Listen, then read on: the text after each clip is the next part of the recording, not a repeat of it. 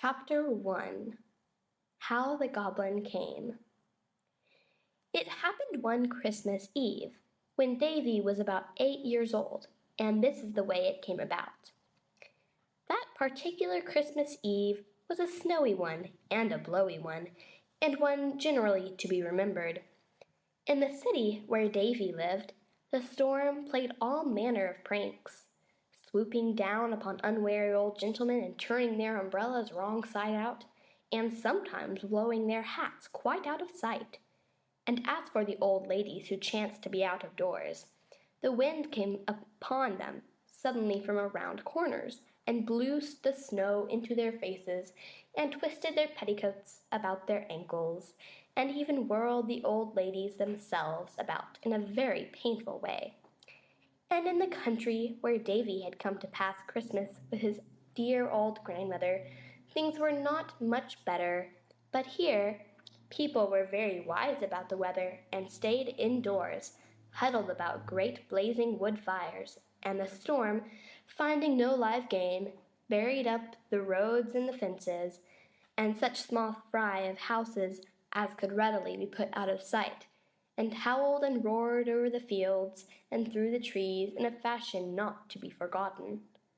Davy, being of the opinion that a snowstorm was a thing not to be wasted, had been out with his sled trying to have a little fun with the weather, but presently discovering that this particular storm was not friendly to little boys, he had retreated into the house, and having put his hat and his high shoes and his mittens by the kitchen fire to dry, he began to find his time hang heavily on his hands. He had wandered idly all over the house, and had tried how cold his nose could be made by holding it against the window panes, and I am sorry to say that had even been sliding down the balusters and teasing the cat, and at last, as evening was coming on, had curled himself up in the big easy chair facing the fire, and had begun to read once more about the marvelous things that had happened to little Alice in Wonderland. Then, as it grew darker, he laid aside the book and sat watching the blazing logs and listening to the solemn ticking of the high Dutch clock against the wall. Then there stole in at the door a delicious odor of dinner cooking downstairs, an odor so promising as to roast chickens and baked potatoes and gravy and pie as to make any little boy's mouth water. And presently Davy began softly telling himself what he would choose for his dinner. He had quite finished fancying the first part of his feast, and was just coming in his mind to an extra large slice of apple pie well browned, staring meanwhile very hard at one of the brass knobs of the andirons to keep his thought from wandering, when he suddenly discovered a little man perched upon that identical knob, and smiling at him with all his might. This little man was a very curious-looking person indeed. He was only about a foot high, but his head was as big as a coconut, and he had great bulging eyes like a frog, and a ridiculous turned-up nose. His legs were as slender as spindles, and he had long pointed toes to his shoes, or rather to his stockings, or for that matter his trousers, for they were all of a piece, and bright scarlet in color, as were also his little coat and his high pointed hat, and a queer little cloak that hung over his shoulder. His mouth was so wide that when he smiled it seemed to go quite behind his ears, and there was no way of knowing where the smile ended, except by looking at it from behind, which Davy couldn't do as yet without getting into the fire. Now, there's no use denying that Davy was frightened. The fact is, he was frightened almost out of his wits, particularly when he saw that the little man, still smiling furiously, was carefully picking the hottest and the reddest embers out of the fire, and after cracking them like nuts with his teeth, eating them with great relish.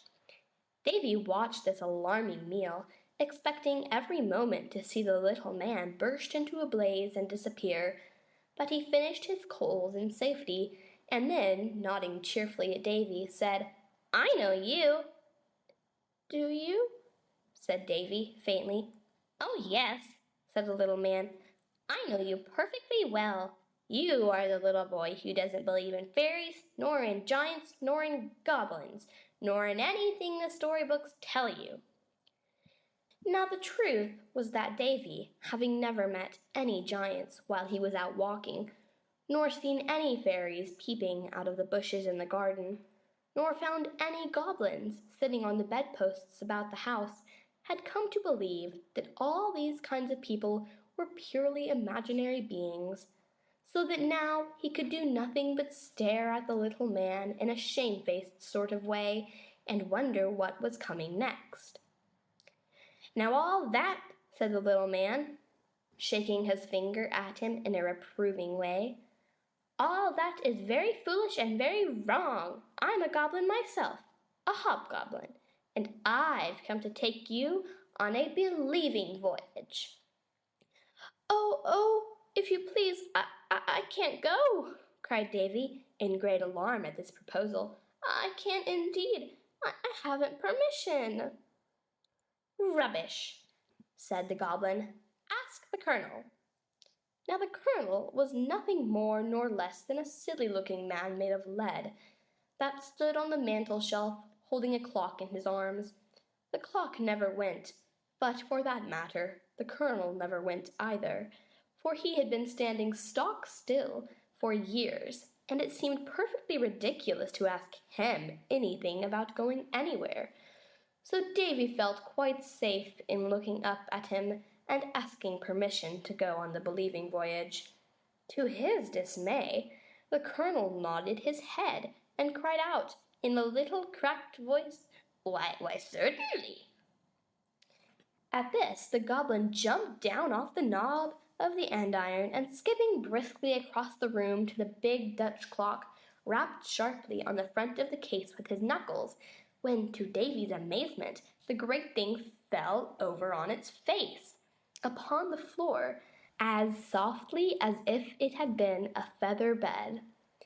Davy now saw that, instead of being full of weights and brass wheels and curious works, as he had always supposed, the clock was really a sort of a boat, with a wide seat at each end. But before he had time to make any further discoveries, the goblin, who had vanished for a moment, suddenly reappeared, carrying two large sponge cakes in his arms. Now Davy was perfectly sure that he had seen his grandmother putting those very sponge cakes into the oven to bake. But before he could utter a word of remonstrance, the goblin clapped one into each seat, and scrambling into the clock, sat down upon the smaller one, merely remarking, "They make prime cushions, you know, and we can eat 'em afterwards." For a moment Davy had a wild idea of rushing out of the room and calling for help, but the goblin seemed so pleased with the little arrangements he had made, and moreover he was smiling so good-naturedly, that the little boy thought better of it, and after a moment's hesitation climbed into the clock and took his seat upon the other cake. It was as warm and springy and smelt as deliciously as a morning in May. Then there was a whizzing sound, like a lot of wheels spinning around, and the clock rose from the floor and made a great swoop towards the window. "I'll steer," shouted the goblin, "and you look out sharp for cats and dogs." And Davy had just time to notice that the colonel was hastily scrambling down from the mantel-shelf with his beloved timepiece in his arms, when they, seated in the long Dutch clock, dashed through the window and out into the night. End of Chapter 1. How the Goblin Came. Recording by Frances Brown. www.francesbrown.me. Chapter 2. The Beginning of the Believing Voyage. The first thought that came into Davy's mind when he found himself out of doors was that he had started off on his journey without his hat, and he was therefore exceedingly pleased to find that it had stopped snowing, and that the air was quite still and delightfully balmy and soft. The moon was shining brightly, and as he looked back at the house, he was surprised to see that the window through which they had come, and which he was quite sure had always been a straight up and down old-fashioned window, was now a round affair, with flaps running to a point in the centre, like the holes the harlequin jumps through in the pantomime. "How did that window ever get changed into a round hole?" he asked the Goblin, pointing to it in great astonishment. "Oh," said the Goblin carelessly, "that's one of the circular circumstances that happen on a believing voyage.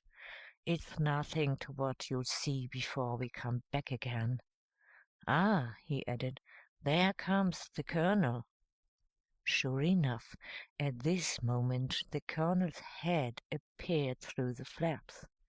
The clock was still in his arms, and he seemed to be having a great deal of trouble in getting it through, and his head kept coming into view and then disappearing again behind the flaps in so ridiculous a manner that Davy shouted with laughter, and the Goblin smiled harder than ever.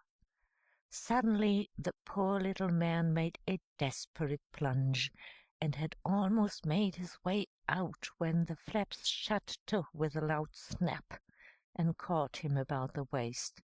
In his efforts to free himself he dropped his clock to the ground outside, when it burst with a loud explosion, and the house instantly disappeared. This was so unexpected and seemed so serious a matter that Davy was much distressed, wondering what had become of his dear old grandmother and Mrs. Frump the cook, and Mary Farina the housemaid, and Solomon the cat.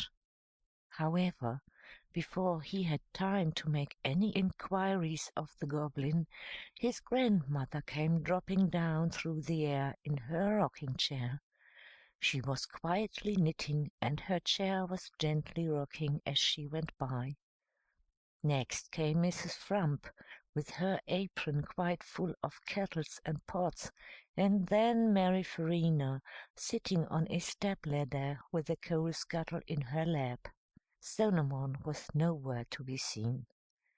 Davy, looking over the side of the clock, saw them disappear, one after the other, in a large tree on the lawn, and the Goblin informed him that they had fallen into the kitchen of a witch hazel tree, and would be well taken care of.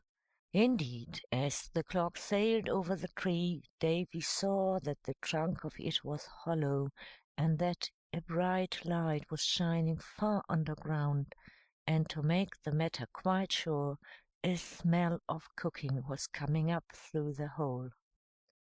On one of the topmost boughs of the tree was a nest with 2 sparrows in it, and he was much astonished at discovering that they were lying side by side, fast asleep, with one of his mittens spread over them for a coverlet. I am sorry to say that Davy knew perfectly well where the other mitten was, and was ashamed to say anything about it. "I suppose my shoes are somewhere about," he said sadly. "Perhaps the squirrels are filling them with nuts." "You're quite right," replied the Goblin cheerfully, "and there's a rabbit over by the hedge, putting dried leaves into your hat. I rather fancy he's about moving into it for the winter." Davy was about to complain against such liberties being taken with his property, when the clock began rolling over in the air, and he had just time to grasp the sides of it to keep himself from falling out. "Don't be afraid," cried the Goblin. "She's only rolling a little." And as he said this, the clock steadied itself and sailed serenely away past the spire of the village church and off over the fields. Davy now noticed that the goblin was glowing with a bright rosy light, as though a number of candles were burning in his stomach and shining out through his scarlet clothes. "That's the coals he had for his supper," thought Davy. But as the goblin continued to smile complacently and seemed to be feeling quite comfortable, he did not venture to ask any questions, and went on with his thoughts. "I suppose he'll soon have smoke coming out of his nose as if he were a stove. If it were a cold night, I'd ask him to come and sit in my lap. I think he must be as warm as a piece of toast." And the little boy was laughing softly to himself over this conceit, when the goblin, who had been staring intently at the sky, suddenly ducked his head and cried, "Squalls!" And the next moment the air was filled with cats falling in a perfect shower from the sky. They were of all sizes and colors: big cats, little cats, black cats, white cats, gray cats, yellow, spotted, and brindle cats, and at least a dozen of them fell sprawling into the clock. Among them, to Davy's dismay, was Solomon, with the other mitten drawn over his head, and the thumb sticking straight up like a horn. This gave him a very extraordinary appearance, and the other cats evidently regarded him with the gravest distrust, as they clustered together at Davy's end of the clock, leaving Solomon standing quite alone, and complaining in a muffled voice as he tugged frantically at the mitten.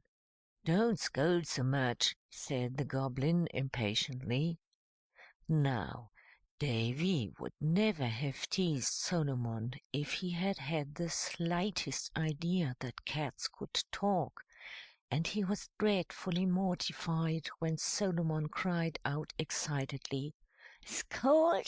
I should think I had enough to scold about today. I've had bits of worsted tied on to my tail, and I've had some milk with pepper in it, and I've had pill boxes stuck onto my feet, so that I fell heels over head downstairs, let alone having this nightcap on." All this was certainly enough to scold about, but what else Solomon had to complain of will never be known, for at this moment an old tabby cat screamed out, "Barkus!" and all the cats sprang over the side of the clock and disappeared, with Solomon bringing up the rear like a little unicorn. "I think it sounds very ridiculous for a cat to talk in that way," said Davy uneasily. "Yes, but it sounds very true for all that," said the goblin gravely. "But it was such fun, you know," said Davy, feeling that he was blushing violently. "Oh, I dare say. Fun for you," said the goblin sarcastically. "Jolly gong, here come the barkers," he added, and as he said this, a shower of little blue woolly balls came tumbling into the clock. To Davy's alarm they proved to be alive, and immediately began scrambling about in all directions, and yelping so ferociously that he climbed up on his cake in dismay, while the goblin, hastily pulling a large magnifying glass out of his hat, began attentively examining these strange visitors. "Bless me!" cried the Goblin, turning very pale. "They're sky terriers. The dog star must have turned upside down." "What shall we do?" said Davy, feeling that this was a very bad state of affairs. "The first thing to do," said the Goblin, "is to get away from these fellows before the Solar Sisters come after them. Here, jump into my hat." So many wonderful things had happened already that this seemed to Davy quite a natural and proper thing to do. And as the Goblin had already seated himself upon the brim, he took his place opposite to him without hesitation. As they sailed away from the clock, it quietly rolled over once, spilling out the sponge cakes and all the little dogs, and was then wafted off, gently rocking from side to side as it went. Davy was much surprised at finding that the hat was as large as a clothes hamper, with plenty of room for him to swing his legs about in the crown. It proved, however, to be a very unpleasant thing to travel in. It spun around like a top as it sailed through the air, until Davy began to feel uncomfortably dizzy, and the Goblin himself seemed to be far from well. He had stopped smiling, and the rosy light had all faded away, as though the candles inside of him had gone out. His clothes, too, had changed from bright scarlet to a dull ashen color, and he sat stupidly upon the brim of the hat as if he were going to sleep.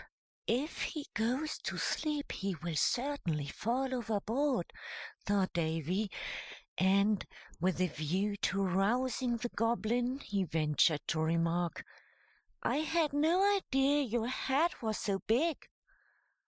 "I can make it any size I please, from a thimble to a sentry box," said the Goblin. "And, speaking of sentry boxes," here he stopped and looked more stupid than ever.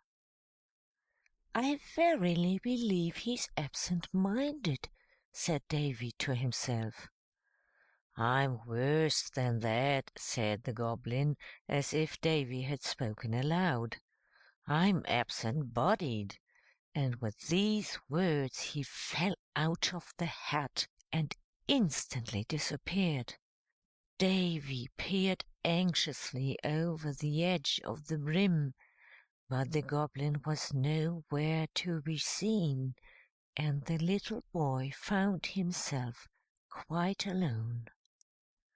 Strange-looking birds now began to swoop up and chuckle at him, and others flew around him as the hat spun along through the air, gravely staring him in the face for a while, and then sailed away, sadly bleating like sheep. Then a great creature with rumpled feathers perched upon the brim of the hat where the Goblin had been sitting, and, after solemnly gazing at him for a few moments, softly murmured, "I'm a cockalorum," and flew heavily away. All this was very sad and distressing, and Davy was mournfully wondering what would happen to him next, when it suddenly struck him that his legs were feeling very cold, and looking down at them, he discovered to his great alarm that the crown of the Goblin's head had entirely disappeared, leaving nothing but the brim upon which he was sitting. He hurriedly examined this, and found the hat was really nothing but an enormous skein of wool, which was rapidly unwinding as it spun along. Indeed, the brim was disappearing at such a rate that he had hardly made this alarming discovery before the end of the skein was whisked away and he found himself falling through the air. He was on the point of screaming out in his terror when he discovered that he was falling very slowly and gently swaying from side to side like a toy balloon. The next moment he struck something hard which gave way with a sound like breaking glass and let him through, and he had just time to notice that the air had suddenly become deliciously scented with vanilla when he fell crashing into the branches of a large tree. End of chapter 2. The beginning of the believing voyage.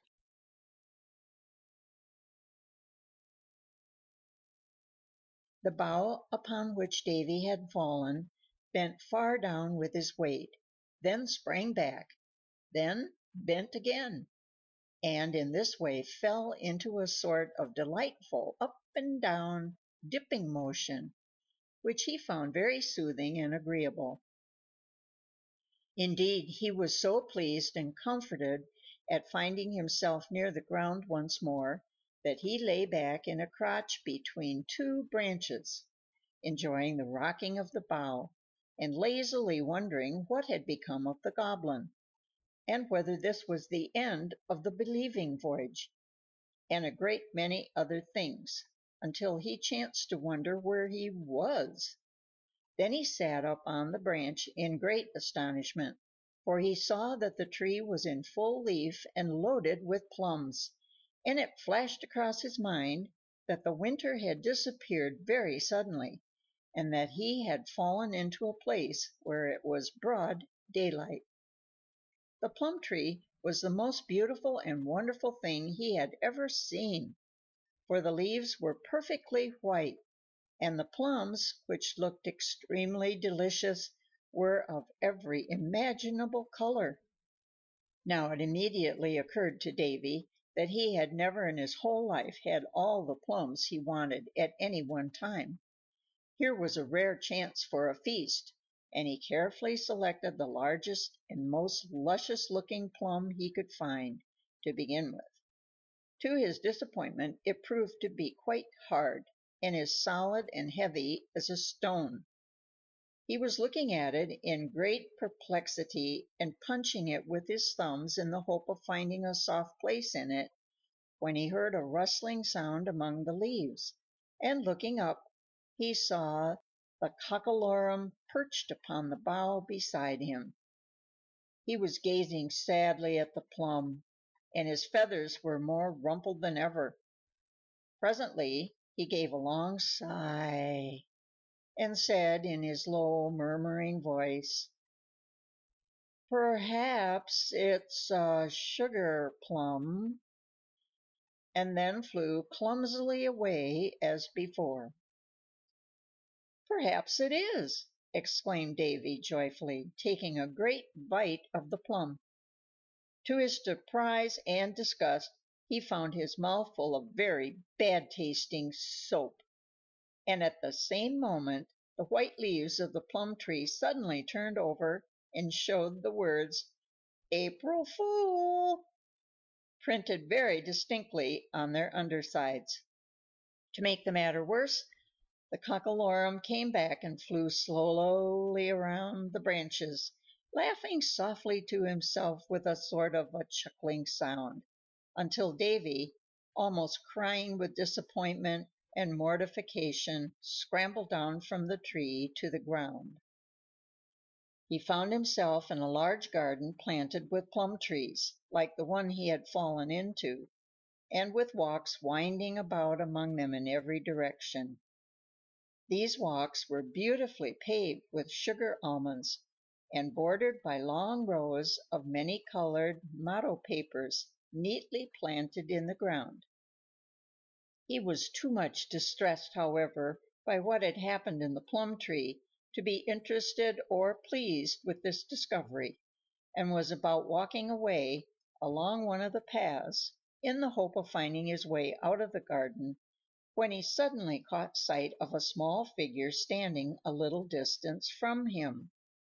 He was the strangest looking creature Davy had ever seen, not even excepting the Goblin.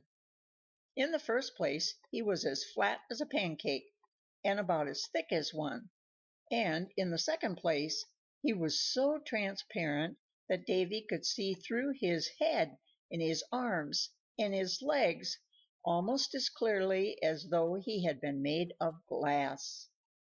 This was so surprising in itself that when Davy presently discovered that he was made of beautiful clear lemon candy, it seemed the most natural thing in the world, as explaining his transparency. He was neatly dressed in a sort of tunic of writing paper, with a cocked hat of the same material, and he had under his arm a large book with the words "Hole Keeper's Vacuum" printed on the cover. This curious looking creature was standing before an extremely high wall, with his back to Davy, intently watching a large hole in the wall about a foot from the ground. There was nothing extraordinary about the appearance of the hole, except that the lower edge of it was curiously tied in a large bowknot, like a cravat. But Davy watched it carefully for a few moments, thinking that perhaps something marvelous would come out of it. Nothing appeared, however, and Davy, walking up close behind the candy man, said very politely, "If you please, sir, I dropped in here—" Before he could finish the sentence, the Hole keeper said snappishly, "Well, drop out again, quick!" "But," pleaded Davy, "you can't drop out of a place, you know, unless the place should happen to turn upside down." "I don't know anything about it," replied the Hole keeper without moving. "I never saw anything drop, except once. Then I saw a gumdrop. Are you a gum?" he added, suddenly turning around and staring at Davy. "Of course I'm not," said Davy indignantly. "If you'll only listen to me, you'll understand exactly how it happened." "Well, go on," said the Hole keeper impatiently, "and don't be tiresome." "I fell down ever so far," said Davy, beginning his story over again, "and at last I broke through something—" "That was the skylight!" shrieked the Hole keeper, dashing his book upon the ground in a fury. "That was the barley sugar skylight, and I shall certainly be boiled." This was such a shocking idea that Davy stood speechless, staring at the Hole keeper, who rushed to and fro in a convulsion of distress. "Now see here," said the Hole keeper at length, coming up to him and speaking in a low, trembling voice. "This must be a private secret between us. Do you solemnly promise?" "I promise," said Davy earnestly. This wasn't at all what he meant to say, and it sounded very ridiculous, but somehow the words wouldn't come straight. The Hole keeper, however, seemed perfectly satisfied, and picking up his book, said, "Well, just wait till I can't find your name," and began hurriedly turning over the leaves. Davy saw to his astonishment that there was nothing whatever in the book, all the leaves being perfectly blank, and he couldn't help saying, rather contemptuously, "How do you expect to find my name in that book?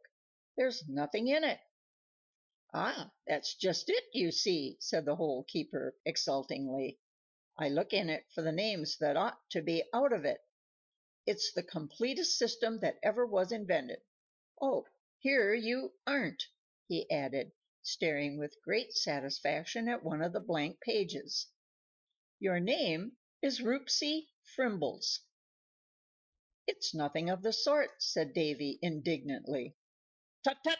said the Hole keeper.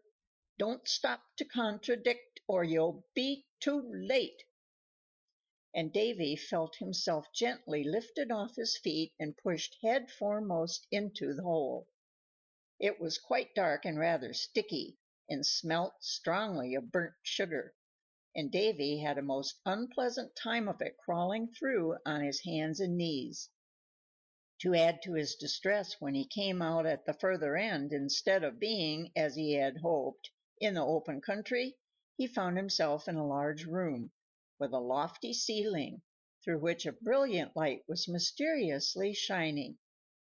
The floor was of tin, and greased to such a slippery degree that Davy could hardly keep his feet, and against the walls on all sides were ranged long rows of little tin chairs, glistening like silver in the dazzling light. The only person in the room was a little man, something like the Hole keeper in appearance, but denser and darker in the way of complexion, and dressed in a brown paper tunic and cocked hat. This little creature was carrying a pail, and apparently varnishing the chairs with a little swab as he moved swiftly about the room, and as he came nearer, Davy determined to speak to him. "If you please," he began. The little man jumped back, apparently in the greatest alarm, and after a startled look at Davy, shuffled rapidly away and disappeared through a door at the further end of the room. The next moment a confused sound of harsh voices came through the door, and the little man reappeared, followed by a perfect swarm of creatures so exactly like himself that it seemed to Davy as if 1,000 of him had come back. At this moment a voice called out, "Bring Frungles this way," and the crowd gathered around him and began to rudely hustle him across the room.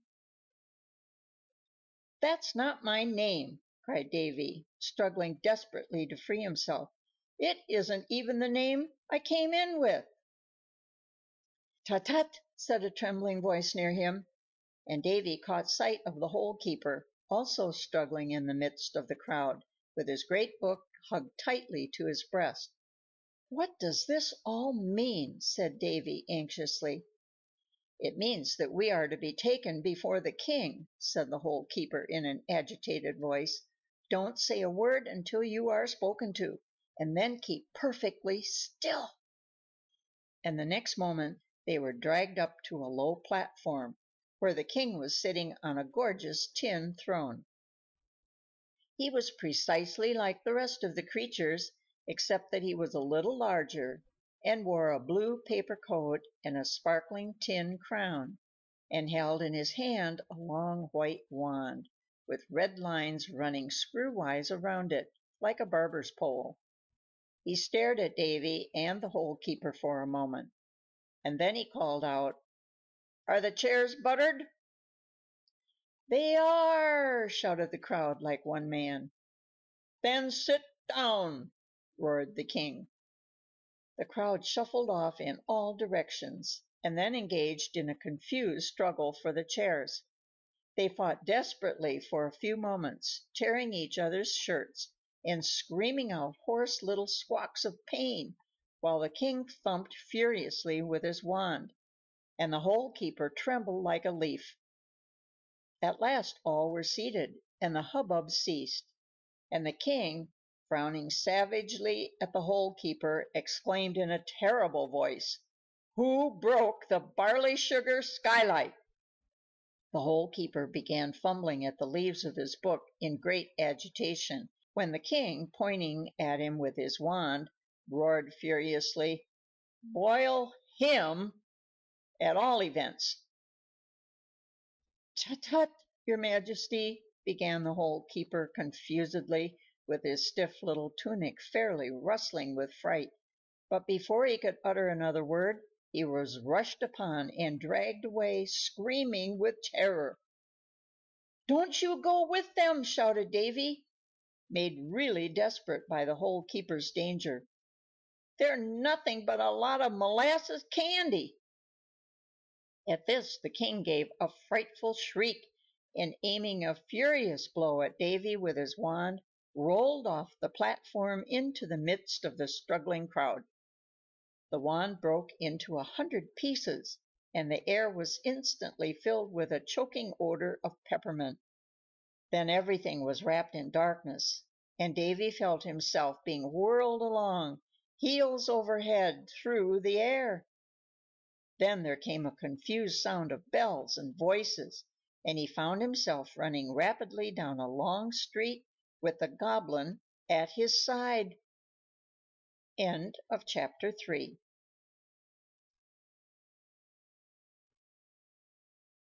The Butterscotch Men. Bells were pealing and tolling in all directions, and the air was filled with the sound of distant shouts and cries. "What were they?" asked Davy breathlessly. "Butterscotch men," said the Goblin. "You see, they always butter their chairs so that they won't stick fast when they sit down." "And what makes you that color?" said Davy, suddenly noticing that the Goblin had changed his color to a beautiful blue. "Trouble and worry," said the Goblin. "I always get blue when the Butterscotch men are after me." "Are they coming after us now?" inquired Davy in great alarm. "Of course they are," said the Goblin.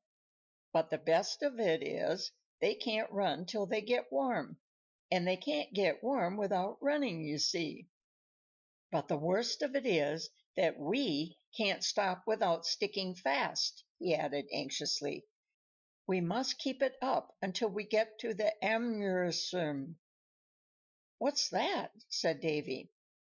"It's a place they have to amuse themselves with," said the Goblin. "Curiosities and all that sort of thing, you know. By the way, how much money have you? We have to pay to get in."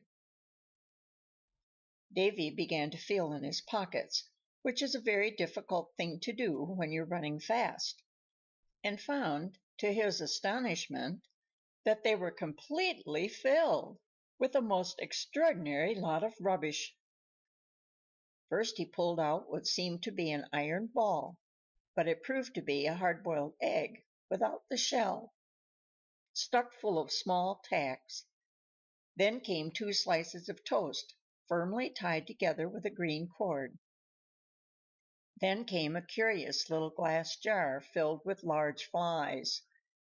As Davy took this out of his pocket, the cork came out with a loud pop, and the flies flew away in all directions.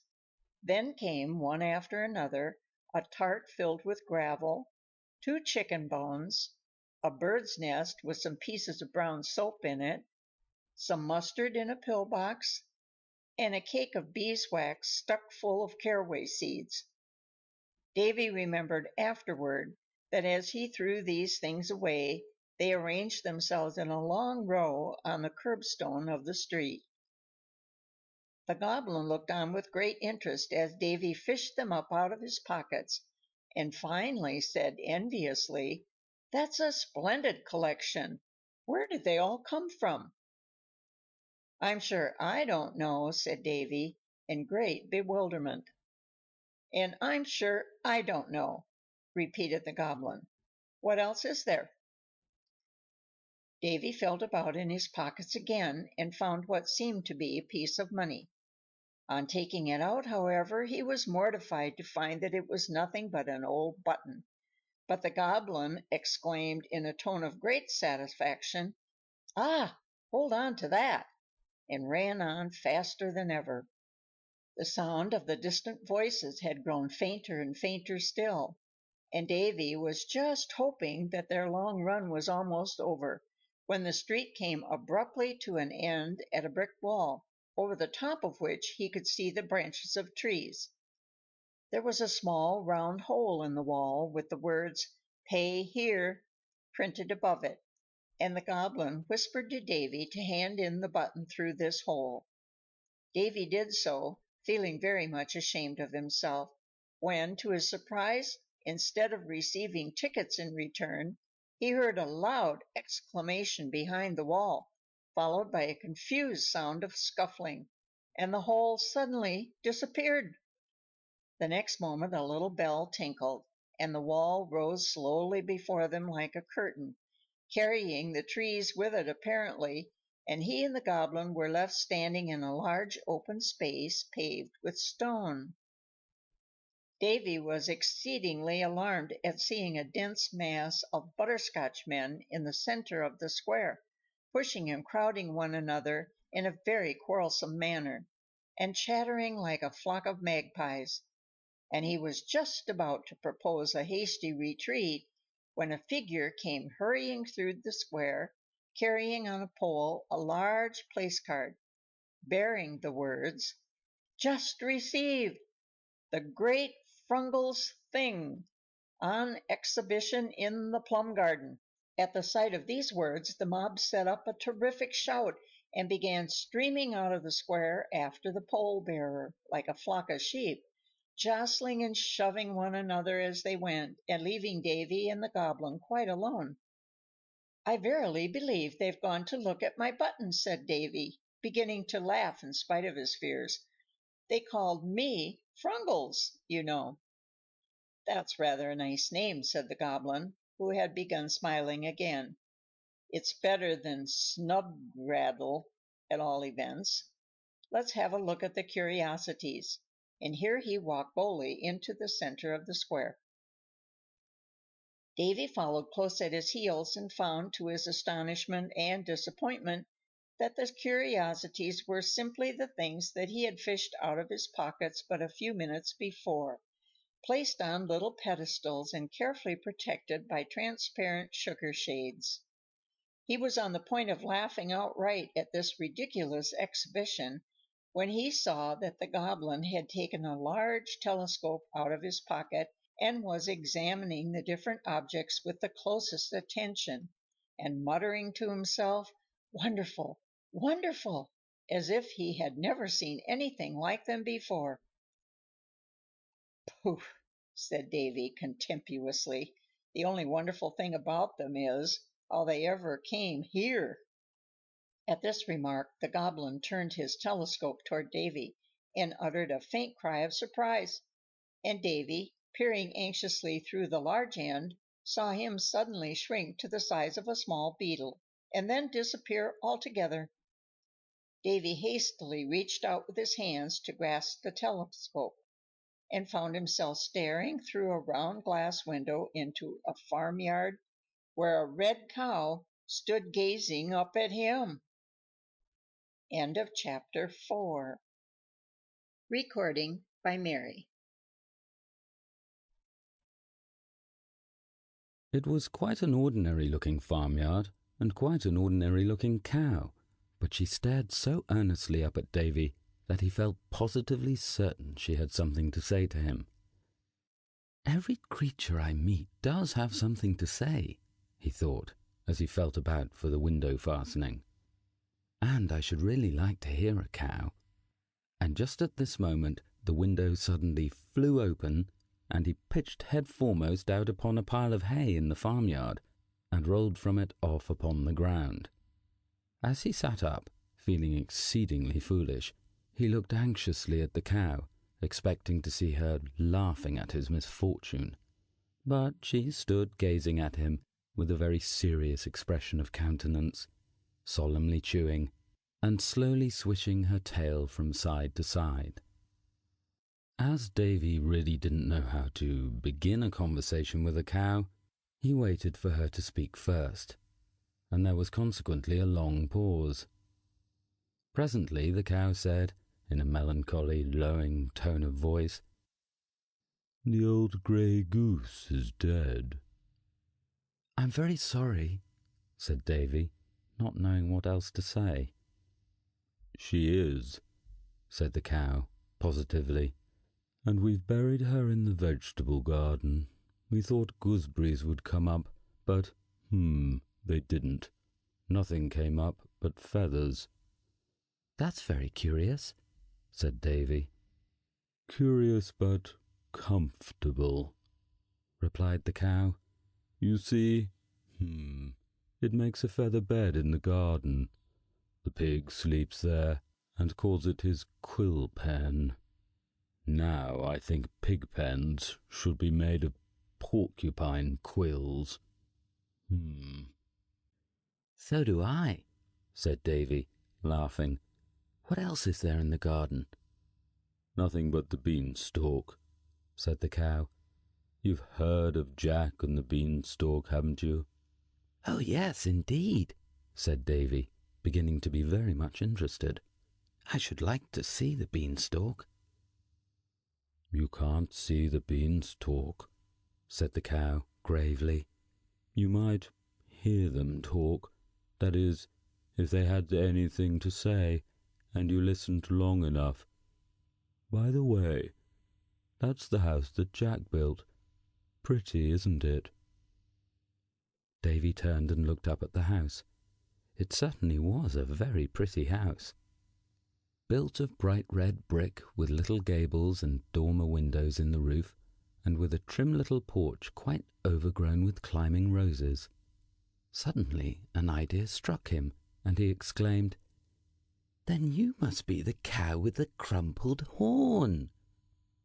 "It's not crumpled," said the cow with great dignity. "There's a slight crimp in it, to be sure, but nothing that can properly be called a crump. Then the story was all wrong about my tossing the dog. It was the cat that ate the malt. He was a Maltese cat, and his name was Flip-me-Gilda. Did you toss him?" inquired Davy. "Certainly not," said the cow indignantly. "Whoever heard of a cow tossing a cat? The fact is, I've never had a fair chance to toss anything. As for the dog, Mother Hubbard never permitted any liberties to be taken with him." "I'd dearly love to see Mother Hubbard," said Davy eagerly. "Well, you can," said the cow indifferently. "She isn't much to see. If you're looking at the kitchen window, you'll probably find her performing on the piano and singing a song. She's always at it." Davy stole softly to the kitchen window and peeped in, and, as the cow had said, Mother Hubbard was there, sitting at the piano and evidently just preparing to sing. The piano was very remarkable, and Davy could not remember ever having seen one like it before. The top of it was arranged with shelves, on which stood all the kitchen crockery, and in the under part of it, at one end, was an oven with glass doors, through which he could see several pies baking. Mother Hubbard was dressed, just as he expected, in a very ornamental flowered gown, with high-heeled shoes and buckles, and wore a tall pointed hat over her nightcap. She was so like the pictures Davy had seen of her that he thought he would have recognized her anywhere. Mother Hubbard sings a song. Mother Hubbard sings a song.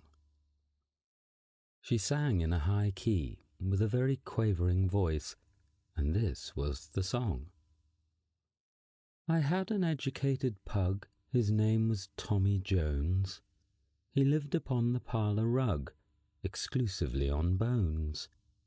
And if, in a secluded room, I hid one on a shelf, it disappeared, so I presume. He had an entertaining trick of feigning he was dead, then, with a reassuring kick, would stand upon his head. I could not take the proper change and go to buy him shoes, but what? He'd sit upon the range. I could not go to look at hats, but that, with childish glee, he'd ask in all the neighbours' cats to join him at his tea. And when I went to pay a bill, I think it was for tripe, he made himself extremely ill." There was something prim about the language of this song that sounded very familiar to Davy, and when Mother Hubbard chanced to turn her face towards him, he was surprised to see that she looked very like old Miss Peggs, his schoolteacher. While she was singing the song, little handfuls of gravel were constantly thrown at her through one of the kitchen windows, and by the time the song was finished, her lap was quite full of it, "I'd just like to know who's throwing that gravel," said Davy indignantly. "It's Gobobbles," said the cow calmly. "You'll find him around at the front of the house. By the way, have you any chewing gum about you?" "No," said Davy, greatly surprised at the question. "So I supposed. Said the cow. "It's precisely what I should expect of a person who would fall out of a window." "But I couldn't help that," said Davy. "Of course you couldn't," said the cow, yawning indolently. "It's precisely what I should expect of a person who hadn't any chewing gum." And with this the cow walked gravely away, just as Mother Hubbard made her appearance at the window. "Boy," said Mother Hubbard, beaming mildly upon Davy through her spectacles, "you shouldn't throw gravel." "I haven't thrown any," said Davy. "Fie," said Mother Hubbard, shaking her head. "Always speak the truth." "I am speaking the truth," said Davy indignantly. "It was Gobobbles." "So I suppose," said Mother Hubbard, gently shaking her head again. "It would have been far better if he had been cooked last Christmas instead of being left over. Stuffing him and then letting him go has made a very proud creature of him. You should never be proud." "I'm not proud," replied Davy, provoked at being mixed up with Gobobbles in this way. "You may define the word proud and give a few examples?" continued Mother Hubbard, and by this time she had grown to be so surprisingly like Miss Peggs that Davy immediately clasped his hands behind him, according to rule, and prepared to recite. "Proud means being set up, I think," he said, respectfully. "But I don't think I know any examples." "You may take Gobobbles for an example," replied Mother Hubbard. "You'll find him set up in front of the house, and mind you don't aggravate him." And after again beaming mildly through her spectacles, she disappeared from the window, and Davy went cautiously around the corner of the house, curious to see what Gobobbles might be like. As he approached the front of the house, he heard a loud thumping noise, and presently he came in sight of Gobobbles, who proved to be a large and very bold-mannered turkey, with all his feathers taken off, except a frowsy tuft around his neck. He was tied fast in a baby's high chair, and was thumping his chest with his wings in such a violent and ill-tempered manner that Davy at once made up his mind not to aggravate him under any circumstances. As Gobobbles caught sight of him, he discontinued his thumping and, after staring at him for a moment, said sulkily, "I can't abide boys." "Why not?" said Davy. "Oh, they're so hungry," said Gobobbles passionately. "They're so everlastingly hungry. Now, don't deny that you're fond of turkey." "Well, I do like turkey," said Davy, seeing no way out of the difficulty. "Of course you do," said Gobobbles, tossing his head. "Now you might as well know," he continued, resuming his thumping with increased energy, "that I'm as hollow as a drum and as tough as a hat box. Just mention that fact to anyone you meet, will you? I suppose Christmas is coming, of course." "Of course it is," replied Davy. "It's always coming," said Gobobbles angrily. "I never knew a time yet when it wasn't coming." "I don't mind having it come," said Davy stoutly. "Oh, don't you indeed?" said Gobobbles. "Well then, I don't mind having you go." And here he began hopping his chair forward in such a threatening manner that Davy turned and walked away with as much dignity as he could assume. As he went around the corner of the house again, he found himself in a pleasant lane, bordered on either side by a tall hedge, and, as he was now out of sight of Gobobbles, he started off at a gentle run by way of getting out of the neighbourhood as soon as possible. Before he had gone a dozen steps, however, he heard a thumping sound behind him, and, looking back, he saw, to his dismay, that Gobobbles had in some way got loose from his high chair, and was coming after him, thumping himself in a perfect frenzy. In fact, his appearance was so formidable that Davy did not pause for a second look, but started off at the top of his speed. Gobobbles, however, proved himself to be a capital runner, and, in spite of all Davy's efforts, he could hear the dreadful thumping sound coming nearer and nearer until it seemed to be just at his heels.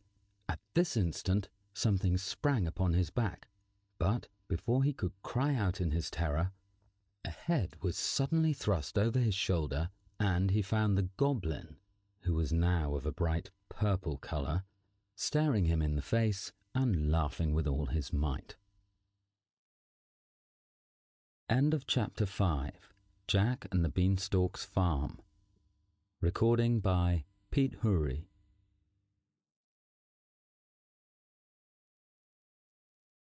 Said Davy very seriously, as the little man jumped down from off his back, "if you are going to play such tricks as that upon me, I should like to go home at once."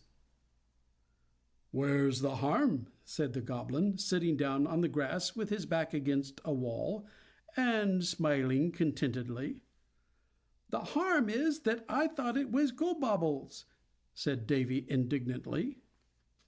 "Oh, you needn't be afraid of Gobobbles," said the Goblin.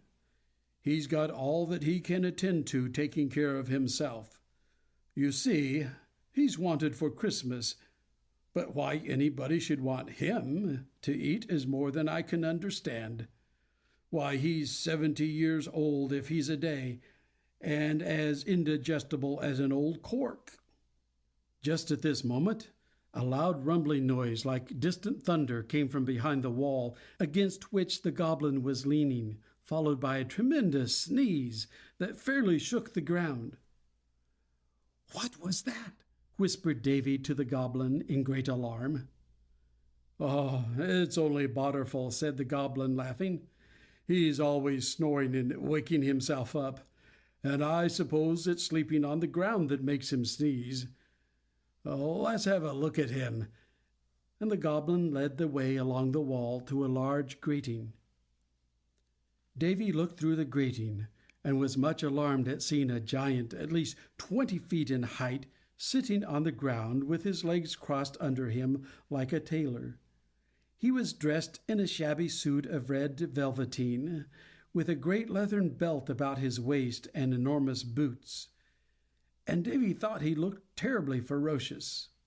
On the grass beside him lay a huge club, thickly studded at one end with great iron knobs, but Davy noticed, to his great relief, that some little creeping vines were twining themselves among these knobs, and that the moss was growing thickly upon one side of the club itself, as though it had been lying there untouched for a long time. The giant was talking to himself in a low tone, and after listening attentively at the grating for a moment, the Goblin shrieked, "He's making poetry!" and throwing himself upon the ground, kicked up his heels in a perfect ecstasy of delight. "Oh, hush, hush!" cried Davy in terror. "Suppose he hears you!" "Hears me?" said the Goblin, discontinuing his kicking, and looking very much surprised. "What if he does?" "Well, you know he might not like being laughed at," said Davy anxiously. "There's something in that," said the Goblin, staring reflectively at the ground. "And you see," continued Davy, "a giant who doesn't like what's going on must be a dreadful creature." "Oh, there's no fear of him," said the Goblin contemptuously, motioning with his head toward the giant. "He's too old. Why, I must have known him off and on for nearly 200 years. Come in and see him." "Will he do anything?" said Davy anxiously. "Oh, bless you, no," said the Goblin. "He's a perfect old kitten." And with these words he pushed open the grating and pressed through, with Davy following, trembling at his heels. Badorful looked up with a feeble smile and merely said, "Just listen to this. My age is 372, and I think with the deepest regret how I used to pick up and voraciously chew the dear little boys whom I met. I've never eaten them raw in their holiday suits. I've eaten them curried with rice. I've eaten them baked in their jackets and boots, and found them exceedingly nice. But now that my jaws are too weak for such fare, I think it exceedingly rude." Here Badorful rolled over upon his side, and was instantly fast asleep. "You see," said the Goblin, picking up a large stone and thumping with it upon the giant's head, "you see, he's quite weak here. Otherwise, considering his age, he's a very capable giant." At this moment a farmer with bright red hair thrust his head in at the grating, and calling out, "Here comes the Gobobbles," disappeared again, and Davy and the Goblin rushed out, and were just in time to see the Gobobbles go by like a flash, with a crowd of people armed with pitchforks in hot pursuit. Gobobbles was going in fine style, bounding over the hedges and stone walls like a kangaroo, and thumping vigorously as usual with his wings. And Davy and the Goblin were just setting off on a run to join the chase, when a voice said, "Ahem!" And looking up, they saw Badorful staring at them over the top of the wall. "How does this strike you?" he said, addressing himself to Davy. "Although I am a giant of the exhibition size, I've been nicely educated, and notice with surprise that the simplest rules of etiquette you don't pretend to keep, for you scurry off to races while a gentleman's asleep. Don't reply that I was drowsy, for my nap was but a kind of dramatic illustration of a peaceful frame of mind. And you really might have waited till I woke again, instead of indelicately pounding with a stone upon my head. Very probably you will argue that our views do not agree. I've often found that little boys have disagreed with me." Davy was greatly distressed at having these severe remarks addressed to him. "But if you please, sir," he said earnestly, "I didn't pound you." At this the giant glared savagely at the Goblin, and continued, "My remarks have been directed at the one who I supposed had been violently thumping on my person while I dozed. By a simple calculation you will find that there is due just 6 times as much politeness from a little chap like you." "Oh, you make me ill," said the Goblin flippantly. "Go to sleep."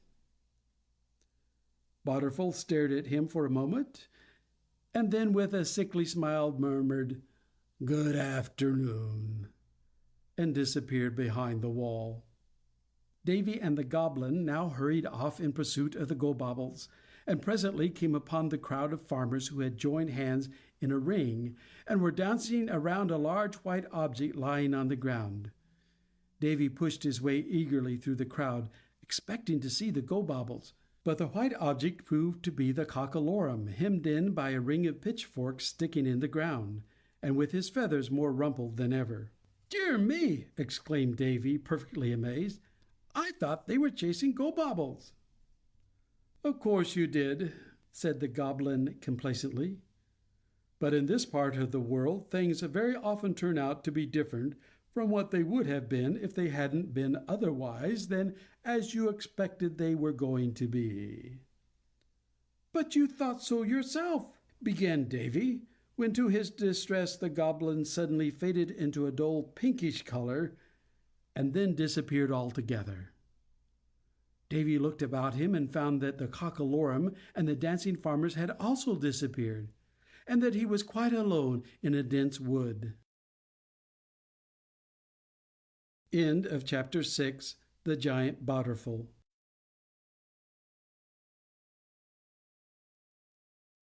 "Oh dear!" cried Davy, speaking aloud in his distress.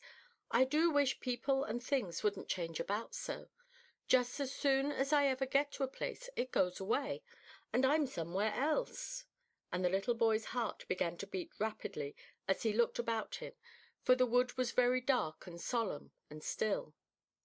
Presently the trees and bushes directly before him moved silently apart, and showed a broad path beautifully overgrown with soft turf, and as he stepped forward upon it, the trees and bushes beyond moved silently aside in their turn, and the path grew before him as he walked along, like a green carpet slowly unrolling itself through the wood. It made him a little uneasy at first to find that the trees behind him came together again, quietly blotting out the path. But then he thought, it really doesn't matter so long as I don't want to go back. And so he walked along very contentedly. By and by the path seemed to give itself a shake, and, turning abruptly around a large tree, brought Davy suddenly upon a little butcher's shop, snugly buried in the wood. There was a sign on the shop reading, "Robin Hood, Venison," and Robin himself, wearing a clean white apron over his suit of Lincoln green, stood in the doorway holding a knife and steel, as though he were on the lookout for customers. As he caught sight of Davy, he said, "Steaks? Chops?" in an inquiring way, quite like an everyday butcher. "Venison is dear, isn't it?" said Davy, looking up at the sign. "Not at all," said Robin Hood promptly. "It's the cheapest meat about here." "Oh, I didn't mean that," replied Davy. "I meant that it comes off of a deer." "Wrong again," said Robin Hood triumphantly. "It comes on a deer. I cut it off myself. Steaks? Chops?" "No, I thank you," said Davy, giving up the argument. "I don't think I want anything to eat just now." "Then what did you come here for?" said Robin Hood peevishly. "What's the good, I'd like to know, of standing around and staring at an honest tradesman?"